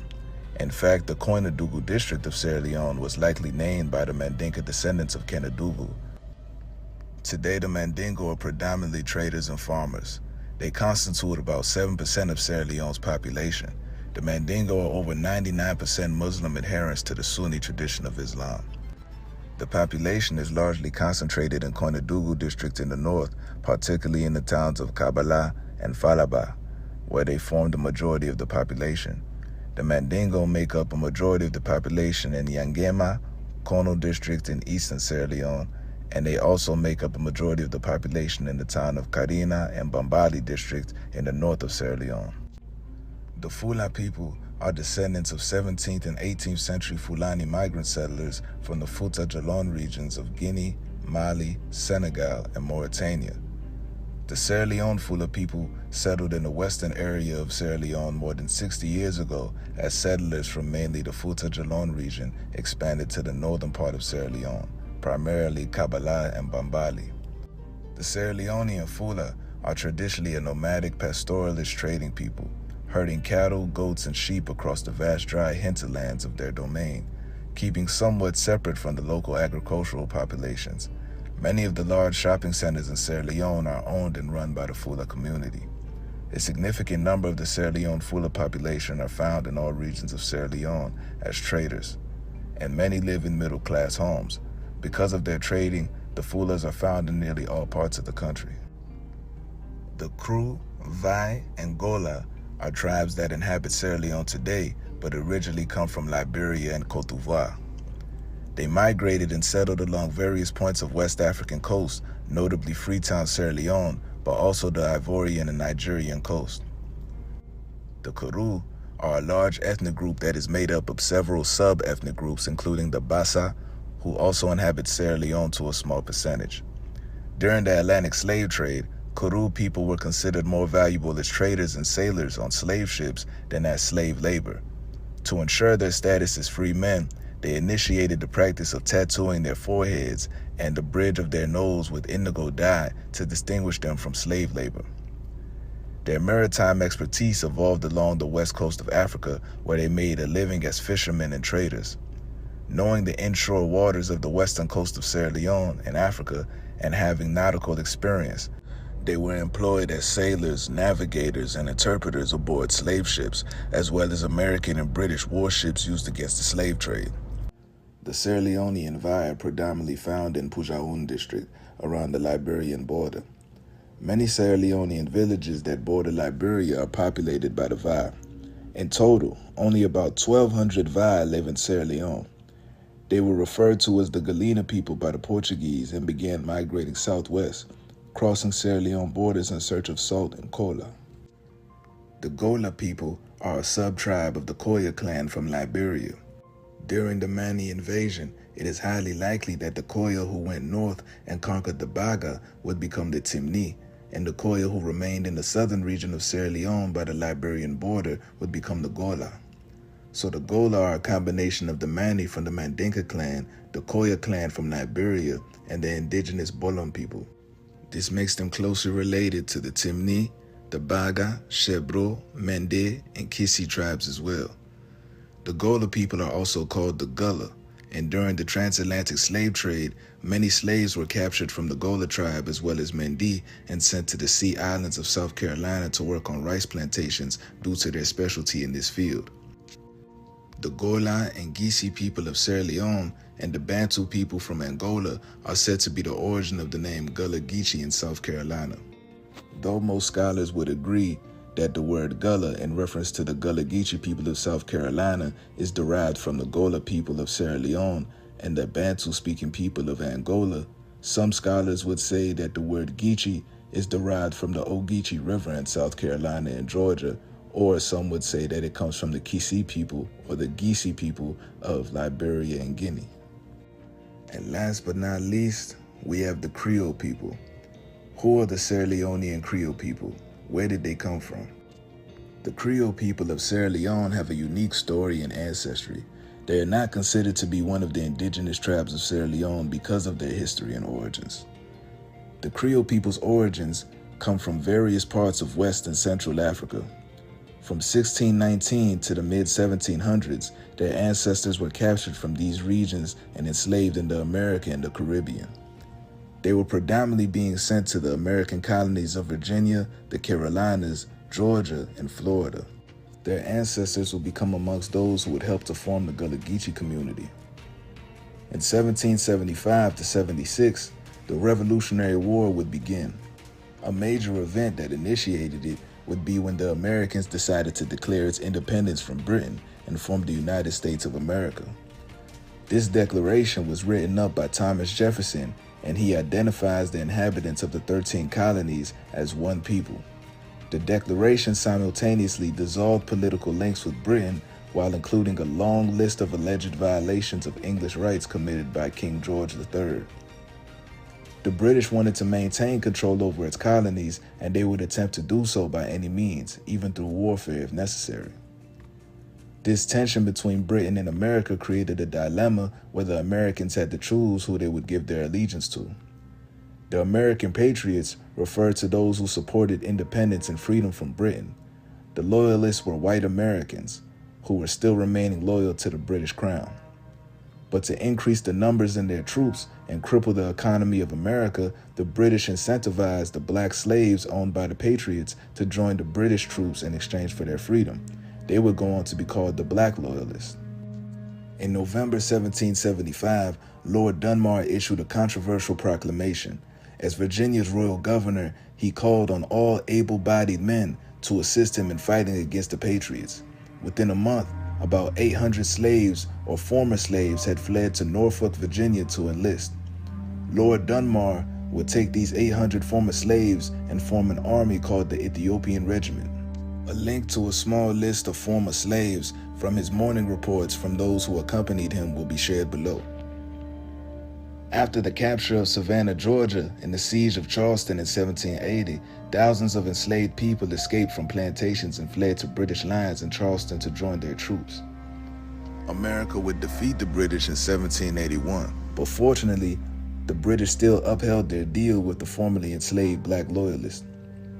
In 1783, about 3,000 blacks were registered in the Book of Negroes, a document that records the names, descriptions, former masters, and the different states that these former slaves came from. Due to their fugitive status in America, they were also granted certificates of freedom and evacuated out of the country via New York to Nova Scotia, Canada. The white loyalists would also be evacuated with them as well. The black loyalists who were not evacuated to Nova Scotia would be resettled in Jamaica or London. Those who went to London would be referred to as the quote-unquote poor blacks of London. Though these blacks in London were predominantly formerly enslaved people, they were also blacks who descended from Jewish and Muslim Moors who invaded and resided in Europe from North Africa and held power from 711 AD to 1492 when they were defeated at Granada. Around 1596, Queen Elizabeth I expressed her annoyance of the blackamoors' presence still lingering in London, even after most of them were deported back to North Africa. So together, a branch of black loyalists from America and the black Moors made up the poor blacks of London. Due to their extreme poverty and state of hopelessness, a resettlement scheme was formed to relocate them to the new British colony of Sierra Leone. By the end of October 1786, a transport ship was commissioned and docked at Deptford. The applicants for the settlement were to sign an agreement agreeing to the condition that they would retain status as British subjects and were to be defended by the British Armed Forces. They were then given a document granting them citizenship of Sierra Leone. They initially had 700 blacks who signed up, but only 441 of them actually went through with it. In January of 1787, two ships called the Atlantic and the Belisarius set sail for Sierra Leone, but bad weather forced them to divert to Plymouth, during which time about 50 passengers died. Another 24 were discharged and 23 ran away. Eventually, after more recruitment, 411 passengers set sail for Sierra Leone in April of 1787. On the voyage between Plymouth and Sierra Leone, 96 passengers died en route, which left only 315. The ones that managed to survive the voyage arrived on the shore of Sierra Leone on May 15, 1787, and established Granville Town, which was basically a proto-Freetown. When the ships left them in September, their numbers had been reduced to 276 people, consisting of 212 black men, 30 black women, 5 white men, and 29 white women. The settlers that remained forcibly captured the land from an African chief, but he retaliated, attacking the settlement, which reduced their numbers to 64 settlers, now consisting of 39 black men, 19 black women, and 6 white women. Unfortunately, some of these settlers would be recaptured by slave raiders and sold back into slavery, mostly in Spanish and Portuguese-speaking countries. After Granville Town failed and the population was nearly decimated, the British organizers of Sierra Leone had a new resettlement plan, and they needed to repopulate the colony. So this time, they decided to recruit the black loyalists who were evacuated from America to Nova Scotia. Prior to the recruitment, the black loyalists had already been expressing their unsatisfaction and grievances about their conditions in Nova Scotia. The land was not fertile, the weather was harsh, and the white loyalists were subjugating the black loyalists and taking most of the jobs. They would leave them with the menial work or force them into a situation where they would have to succumb to indentured servitude. All of these tribulations were documented by a black loyalist named Thomas Peters. He and many other influential blacks of the community were pressing out the British Crown to fulfill their promises to the blacks, such as promise of land grants. The British had no resistance to these requests because the timing of it all fell completely in alignment with the goals and agenda of the British Crown and the heads of Sierra Leonean resettlement plan. They needed to repopulate the Sierra Leone colony, and the black loyalists of Canada were the perfect candidates. So in 1792, roughly 1,200 out of the 3,000 black loyalists were recruited to be resettled in Sierra Leone. And because of their former slave status in the Americas, these settlers would name the capital Freetown as a symbol of their liberation. This group formed a successful society unlike their predecessors who came from London. Meanwhile, in Jamaica, there was a group of black rebels called the Maroons. They were former slaves who escaped their plantations, then settled amongst the Taino Indians in the mountainous regions of the island, where they would eventually form multiple communities of refuge for runaway slaves to join. The Maroons fought 2 wars against the British, and after the Second War, the main leaders, instigators, and people of influence in the Maroon community were deported off of the island. In 1796, 581 Trelawney Maroons were transported to Nova Scotia, but another 58 stayed behind in Jamaica and either forged careers as free persons of color or joined a Kompong town. During the ship's voyage, 17 Maroons died. During the first winter between 1796 and 97, which was a bitter one, another 19 Maroons died. During this winter, another 5 Maroons were born, and in 1797, the surgeon John Oxley counted 550 Maroons in Nova Scotia. The Maroons, like their black loyalist predecessors, were unsatisfied with their resettlement in Nova Scotia and requested to be settled in the Sierra Leone colony. So in the year 1800, the Maroons were resettled in the Sierra Leone colony amongst the black loyalists who also came from Nova Scotia. In 1807, the British would abolish slavery in all of its colonies, but this would not stop countries like Spain and Portugal from still making illegal slave raids on liberated and native blacks in the British colonies of Africa.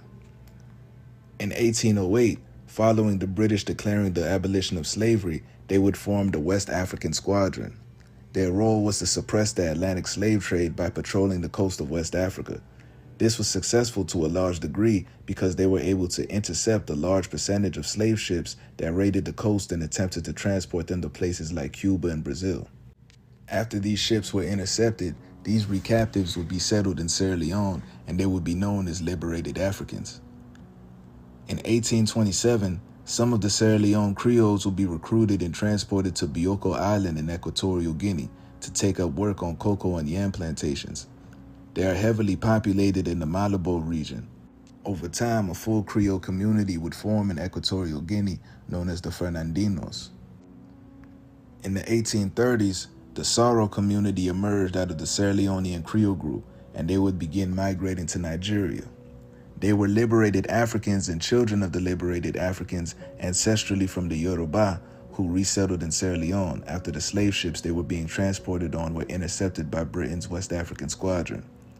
They would serve as middlemen between Sierra Leone and Nigeria.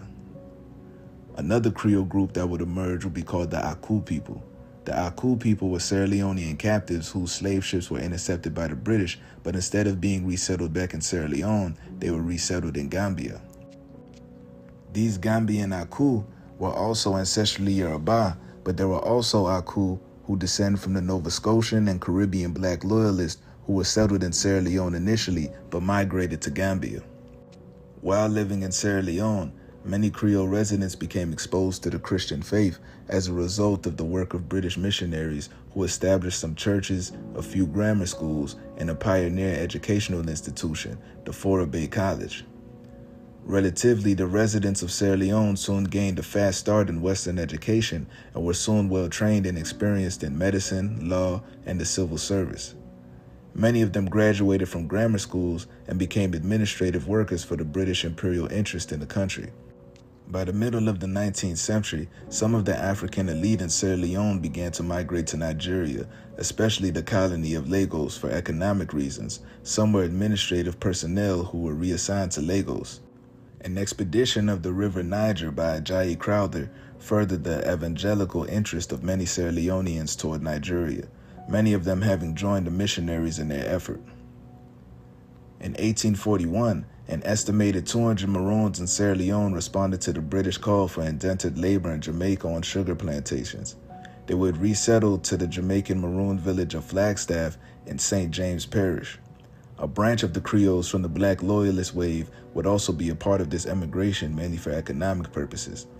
Some would return back to Sierra Leone after acquiring a trade in Jamaica and fulfilling the terms of their indentured servitude, while others would remain in Jamaica. Those who remained on the island were already mostly of Maroon origin, and Africans who established themselves within the Jamaican economy. Between 1841 and 1851, Many Sierra Leonean Creoles also went to Trinidad as migrant workers. They would settle in the region of present-day Belmont, but it was originally called Freetown. And they would even have a street called Sierra Leone Road that commemorates the indentured servants that arrived from Sierra Leone to Trinidad. The greater majority of Creole migrant workers would settle in British Guyana. Indentured African immigrants entered the Caribbean in the following numbers. 13,970 would go to British Guyana, 10,000 would go to Jamaica, 8,390 to Trinidad, 1,540 to Grenada, 1,040 to St. Vincent, 730 to St. Lucia, and 460 would go to St. Kitts.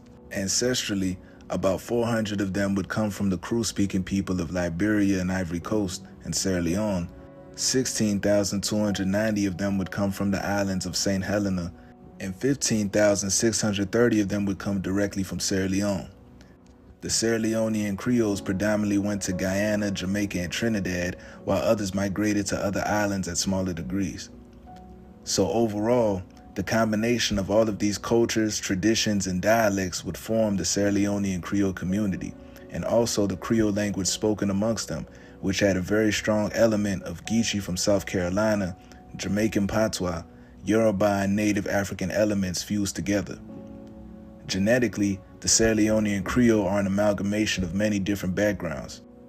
The admixtures they would receive from the Black Poor of London would consist of various African backgrounds, the Black Moors of England who were originally North African, and small European admixture that would be passed down through some interracial unions. The admixture received from the Black Loyalists consisted of Africans and children of Africans who came from the Bantu of Angola and Congo, the Wolof, Mandinka, Fulani, Jola, and Balanta of Senegambia and Guinea, and the Mende, Shebro, and Timni from Sierra Leone. The Maroons would introduce the Akan, Igbo, and Taino admixtures to the Creole gene pool, and the liberated African descendants would introduce the Yoruba and Hausa admixture, as well as other Nigerian ethnic groups at a smaller degree. So let's do a review of how the current Sierra Leonean Creole community was formed through 4 waves. The first wave, the Black Loyalists from Virginia, the Carolinas, Georgia, and the New England region of America, who were resettled in Sierra Leone in 1792 via Nova Scotia after giving allegiance to the British against the Americans during the Revolutionary War. The second wave were the Maroon rebels from Jamaica who were exiled to Sierra Leone in 1800 via Nova Scotia after the Second Maroon War. It also wasn't uncommon for Maroons and rebels from different Caribbean islands to be exiled to Sierra Leone either. A group of rebels from Barbados would also be exiled to Sierra Leone in 1816 as well, after Booster's Rebellion. And in 1844, the same thing would happen to Afro-Cubans after the Conspiracy de la Escalera. The third wave would be the liberated Africans who were Yoruba predominantly, along with the Hausa, Igbo, and Afik from Nigeria, and the Akan of Ghana, who were rescued by the British West African Squadron from being transported across the Atlantic by enslavers who violated the British Anti-Slavery Act after 1807. These recaptives were settled in Sierra Leone as Creole, Gambia as Aku, and Nigeria as Saro. There were also a group of Yoruba who adopted the religion of Islam from traders who came from Mali that settled in Benin and southwest Nigeria. When the Portuguese slave raiders captured them, the West African Squadron was not successful in rescuing them, so they made the full voyage to Brazil. These Yoruba, along with the Hausa, started an insurrection called the Mali Revolt. Many Yoruba and Hausa gained their freedom through this revolt and were resettled to Sierra Leone, where they are now known as Forobe people. Some of them would also accompany the Saro when they began migrating to Nigeria. And this concludes my series on the Sierra Leone people, but there will be more to come. The DNA and history of Sierra Leone comes from revolutionaries who didn't allow their oppressors to subjugate them. We are the people who could not be enslaved or defeated. We are the people who rose from the ashes after every battle and recreated ourselves in our reality. To know thyself is to know your history. In Salon, we say, if you don't know how you come, you don't know how you go. Like, comment, and subscribe to my channel to stay updated with all future content. Peace, love, and gratitude.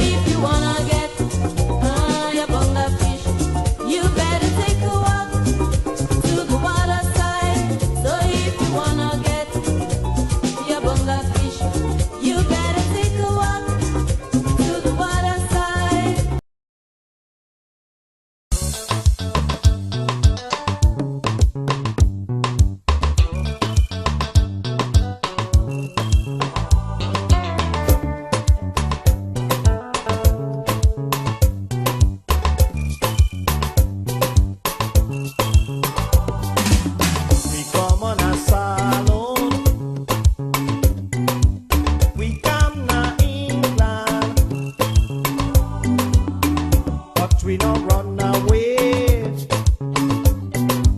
We come for better. We people that want for see what till we they do. We people that want for know what till we they say. Oh, we let we swallow.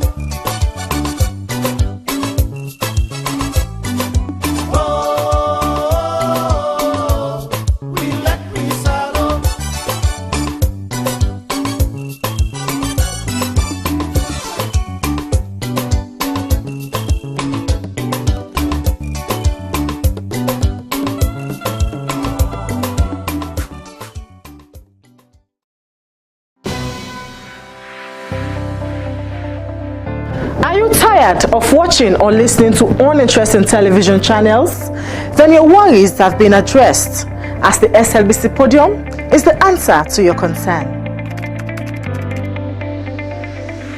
The SLBC television show, The Podium, is one of the programs you can't afford to miss as a guest or a viewer. Oh yes, Podium is the show where the mighty and the low will like to sit, because it is a trusted medium to channel your views, concerns and aspirations for Sierra Leone and other happenings around the globe.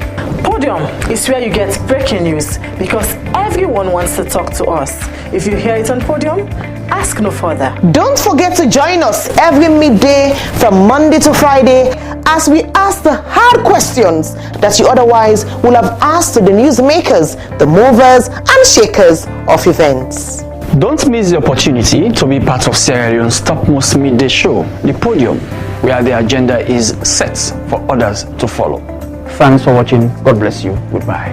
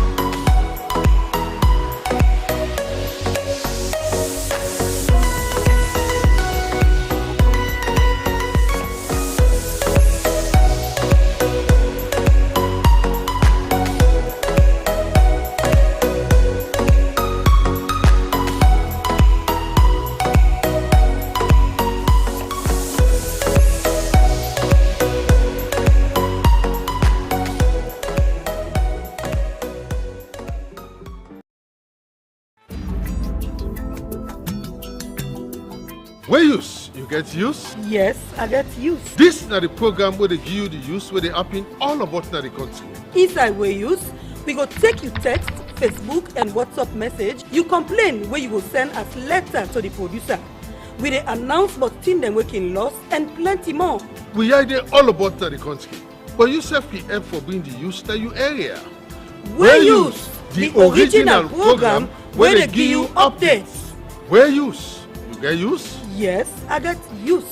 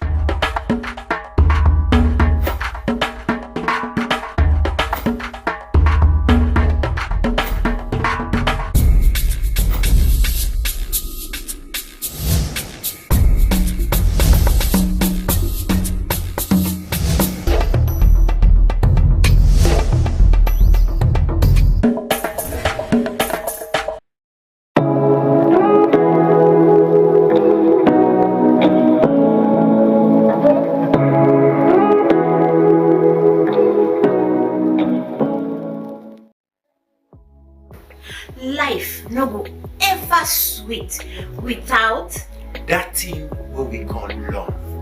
Now that make. No fact na a very good program where any big person can look and enjoy. Now the kind program we for spend time for watch. Now the kind program we for spend time for sit down for look. And this program it me around land for my and I wonder you say land.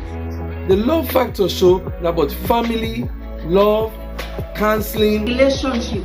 So we build and maintain relationship. This is a program. So we counsel you, for let you know how for them with your partner, let you know how for settle disputes between you and your heart to heart. Well, you do your.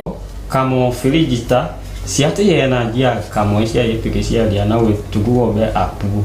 Na we siata vi siame ye pomigita vi ye gumiba. Miadu bo. To ye humbate jehi. Jia na we bodaga ati bimabla. Na we siate pete ye kumidu. Miadu te dena lokuma ko we. Jia kamo Feligita sia vi te bunye gita te majwe. To ye kumidu. Tugulo na tandaga kini la lokuma na we ye awodu gumita te fi kamo isia we na we distribution na we ye kamo isia ye komiji bahi tijika gugo la ataudi ya na we sia metili ye na faye diba to dia tili ye na faye diba nunu gogo mampu na we kamo ga ya ati sia mesia bi telita te hen tufu ye komiji na we kamo pu na we tibita vi ayana to ye na faye ita nu felega ya na we kamo ga ya ati sia me lo ti na faye ita vi te awori gita tu to di bolo hungi ministry na fi hinde chia tibe bona ya na we hi small medium enterprise agency na we ta tatu ikutu ma simenda e humbate gita today kuma na we 2014 to ma 2016 ma ko we activity bi to hungbe na we sana sia ana ko we to butu pete dal kuma ko lo hi bele ke di e do e to sia bena ko le go ma hi dia na we hi school de sia na we school bossi na we kebe budi sia ke school pusia to na abunyela ko we school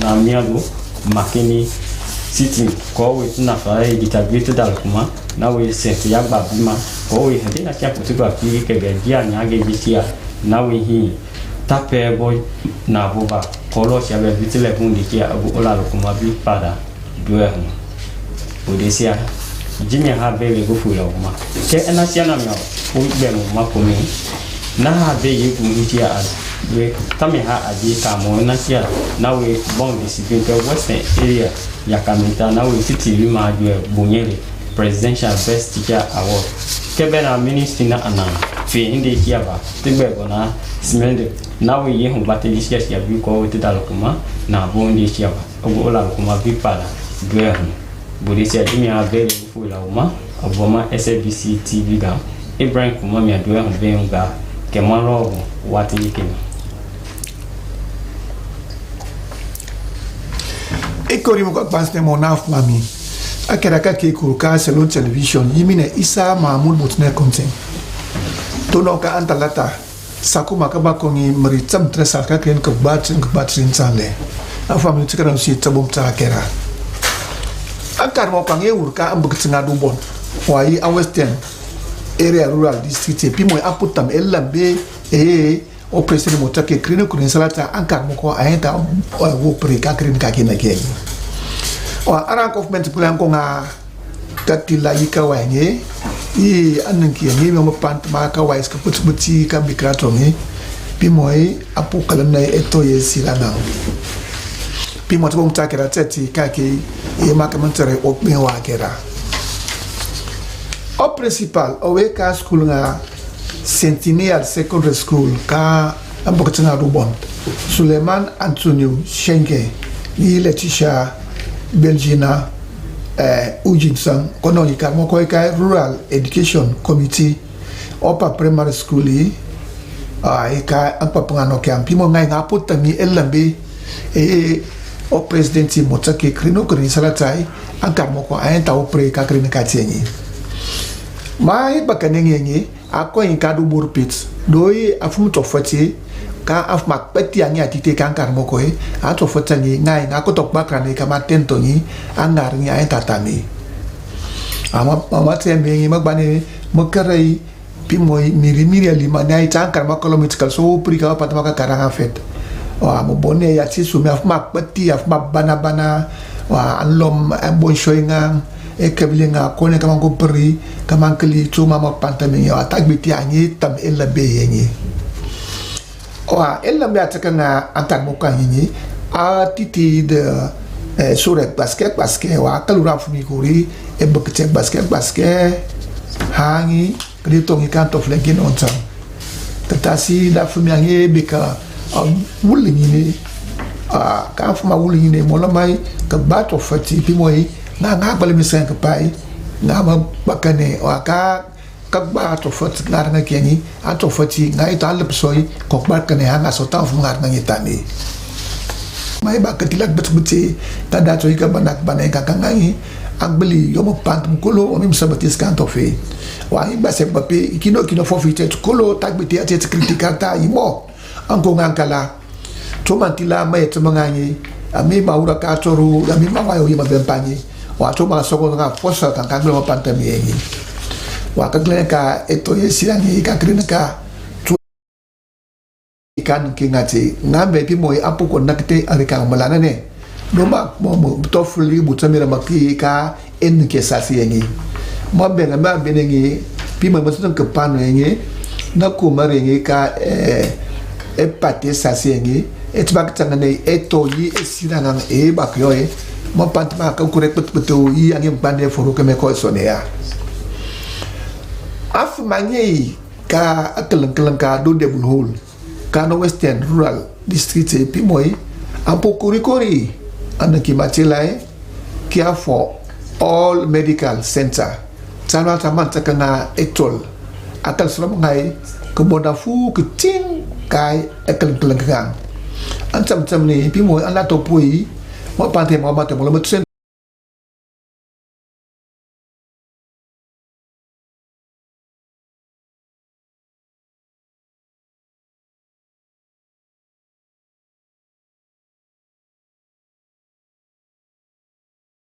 Selo oye ay mana ke pa uno ni soto antono ngai ke soto etol wa tak biti af mabaki afetan anyepi te mader mangangi i ke soto kalak ngangi ke kapoi aki bak sere ke soto mopte ni lengi api mo dia peti on le tatnga anan ki matila advocate pi moi an kanam pi mai mari bakser salata afu mabum angi murna buru triti ambale an sone tenga tankalai papayo kerpe tekurangai kama atsok tengah mira kama acuang mampan temo meles kama kala singkar mai mengang piong macam macam mai mulai cereng do ang mai mau rangi ka triti nga feta bere mo kone buk tak pa penem kone kar perpre mar perbue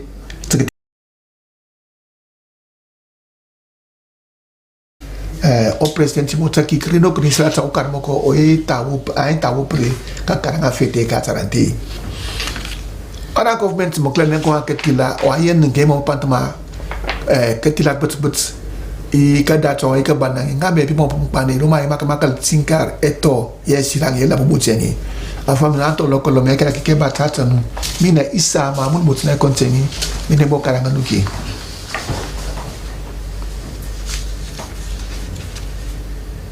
Masirma kata sumuita servisi Agnes do baturena bena sistema sirma mamba karago inti bena tipe takbagade tagende kagi karmo wonte beni mamba beni bahena benkinde kagi dongo ebende tamasirma okunte wa bayao oga 40 do mebinde na Centennial Secondary School ga Bond Sulaiman Antonio Senge Meneletisha Belgina Eugene bia bembe banti bine bina ni punkera pagade unkomba awa karmogodo mebino na Letitia Eugene unde o kai 40 o do mebino na Rural Education Committee Upper Primary School kakempudo kagi kema kwa mentsumbe ba pati bitoto karanbe na bide sisode ga 5 ga pote go ganina go 2019 ba pinkena de mone intoro emba pati be katomba ba kanditande binde ba toto ga karani ba karana ma kutenda binde ma ba binkalembe sia imba prentisi mikene membe mi de tangeta punkitiande pati be uyo hoy ebinde yande osege kana ba simina bia ba nyonde ba ka karanteo ka tsuge hatunte otote ga karanteo do mebindeo na Methodist Girls High School umba forma binde tepe ba do mana beba na ba temande ba ya hembe ba de takariba na untaka tsagayo ba pati bembe mbambi toto karambambe hokpa ga polisi mbe ha mene okpodo mebina na Sierra Leone Road Safety Authority mine bina sega tabante hi ukpo ga binkele pudu imbe ka kwenko mende yugo mayugo mante mano ba kutano na matebe na me kaiga kotoi kabeni ba ga poni ba inka pongemba umba mayugo mama ba me yande binde ga tabante ba mase ba no na bide nie ima hage ando ga tabante na tomba na be boye mandi okwegenko bia bidonge ga develop ben ka kempudo kage binde tepe enka tia mambo opon hunte udomo na Care for All Medical Center opon amba opon na hodonge ba upetokoto mine tepe ba doma na bia bembemba katani nenta danganeta minde totiga dukuna masi ka ukaga koto kwenge ko kabeni baga upeto koto wonteo o akoto amadenki mabenana Dr. David Selu o de nabi hupo amba hudo mebindana Care for All Medical Center ne tepe bado mana wona o dukuna go ebapa matahema taga bia biga kwegenko kadukuna masegu gateni imbeni bahena kabia bihawandi Dr. David Selu wontena okoe okahe odukuna wa bate pabadoma nande gonko ka ba maseba kala ni be impatibe biga kwegenko mbe bano na binde kuti hopeta koto hutenge hokpon teudo mebinde ana advocate awa pohamba hokpon na hokoe okahe ba mase yeremen ka upeta koto awa penti yeremen binni koto ma kenemen bomba kobri ihele yeremen bisia bikinda bikutek betenkere bia bitanke tagatimo ba bide ba turuntiego yeremen bemba bide sisnie binde ba nona bide ni matani ba tanine tai matani mama ba me gombide mase na bide hunge ga beni bani ne ba ko binde ma bini ponga kotonga kenemen ba kobri mene hele yere membi sia binda in nata o bia bi boy bine tangeta timo ba bine turi humba na bide tutema sima keneme bigo puku batanwa etripa no masima ga bia ma imbinde ma ba ete ba keneme tena pe maserman kerbe elenkake Yakob na tepe takpagarenta egene kagi kupa de kuga pupo gonkuga karmo go imbienko karmo unte ga bond mene ga kempudu kage tibinde pie mine bina punke ga pagande kudo me bindego na Best National Teachers Award awa batalone tebeni baga poni ba ho podo mo ana smira bina bohe makutane ba denka toni sirani ba bide ba nie wali ba beni baga poni ba na beni muna hamba poni inkwege kontena pe maserema yanda Agnes Dubature ya konda bina yini hando ndo imempe yinga bina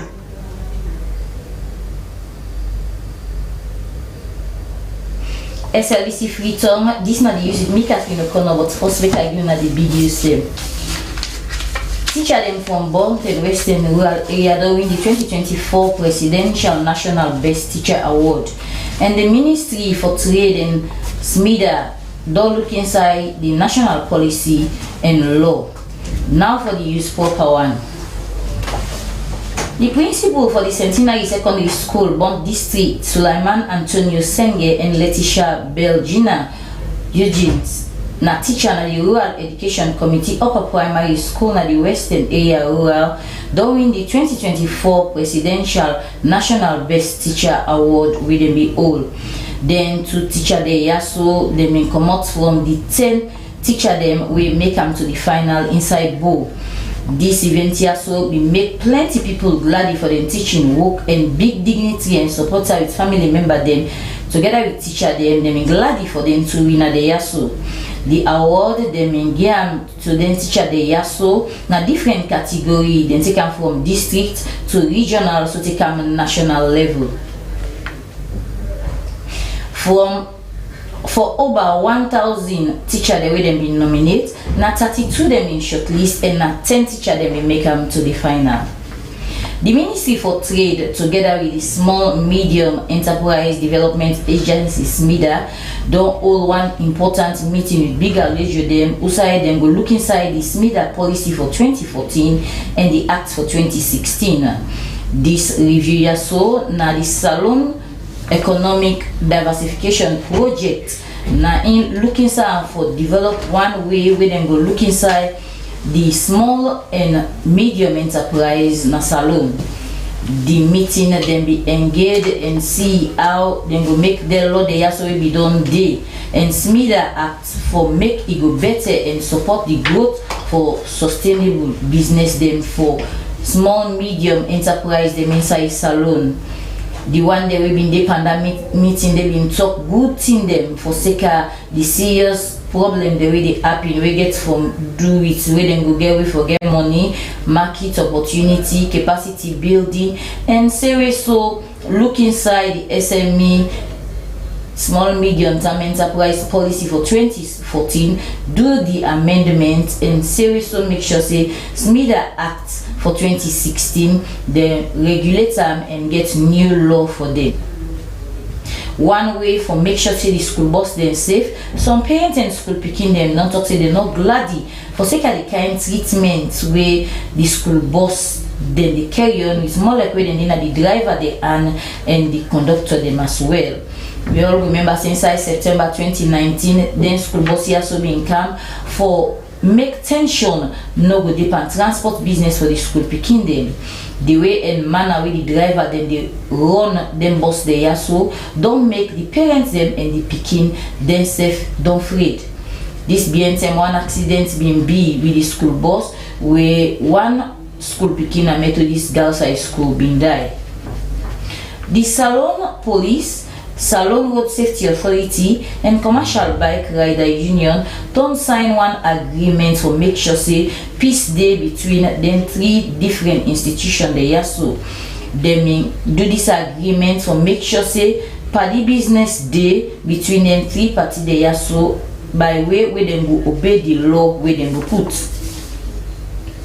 People that wait up now developed community inside Western Area District don't tell thanks to the Care for All Medical Center for where they give free well body service to people that wait up now that community day. This been done they carry on. This well body service been done they carry on for over 3 years now, and it don't make serious well body business don't day for secondly one them we're not able for get them because they're not getting money under the leadership for Dr. David Selu, the CEO and founder for Care for All Medical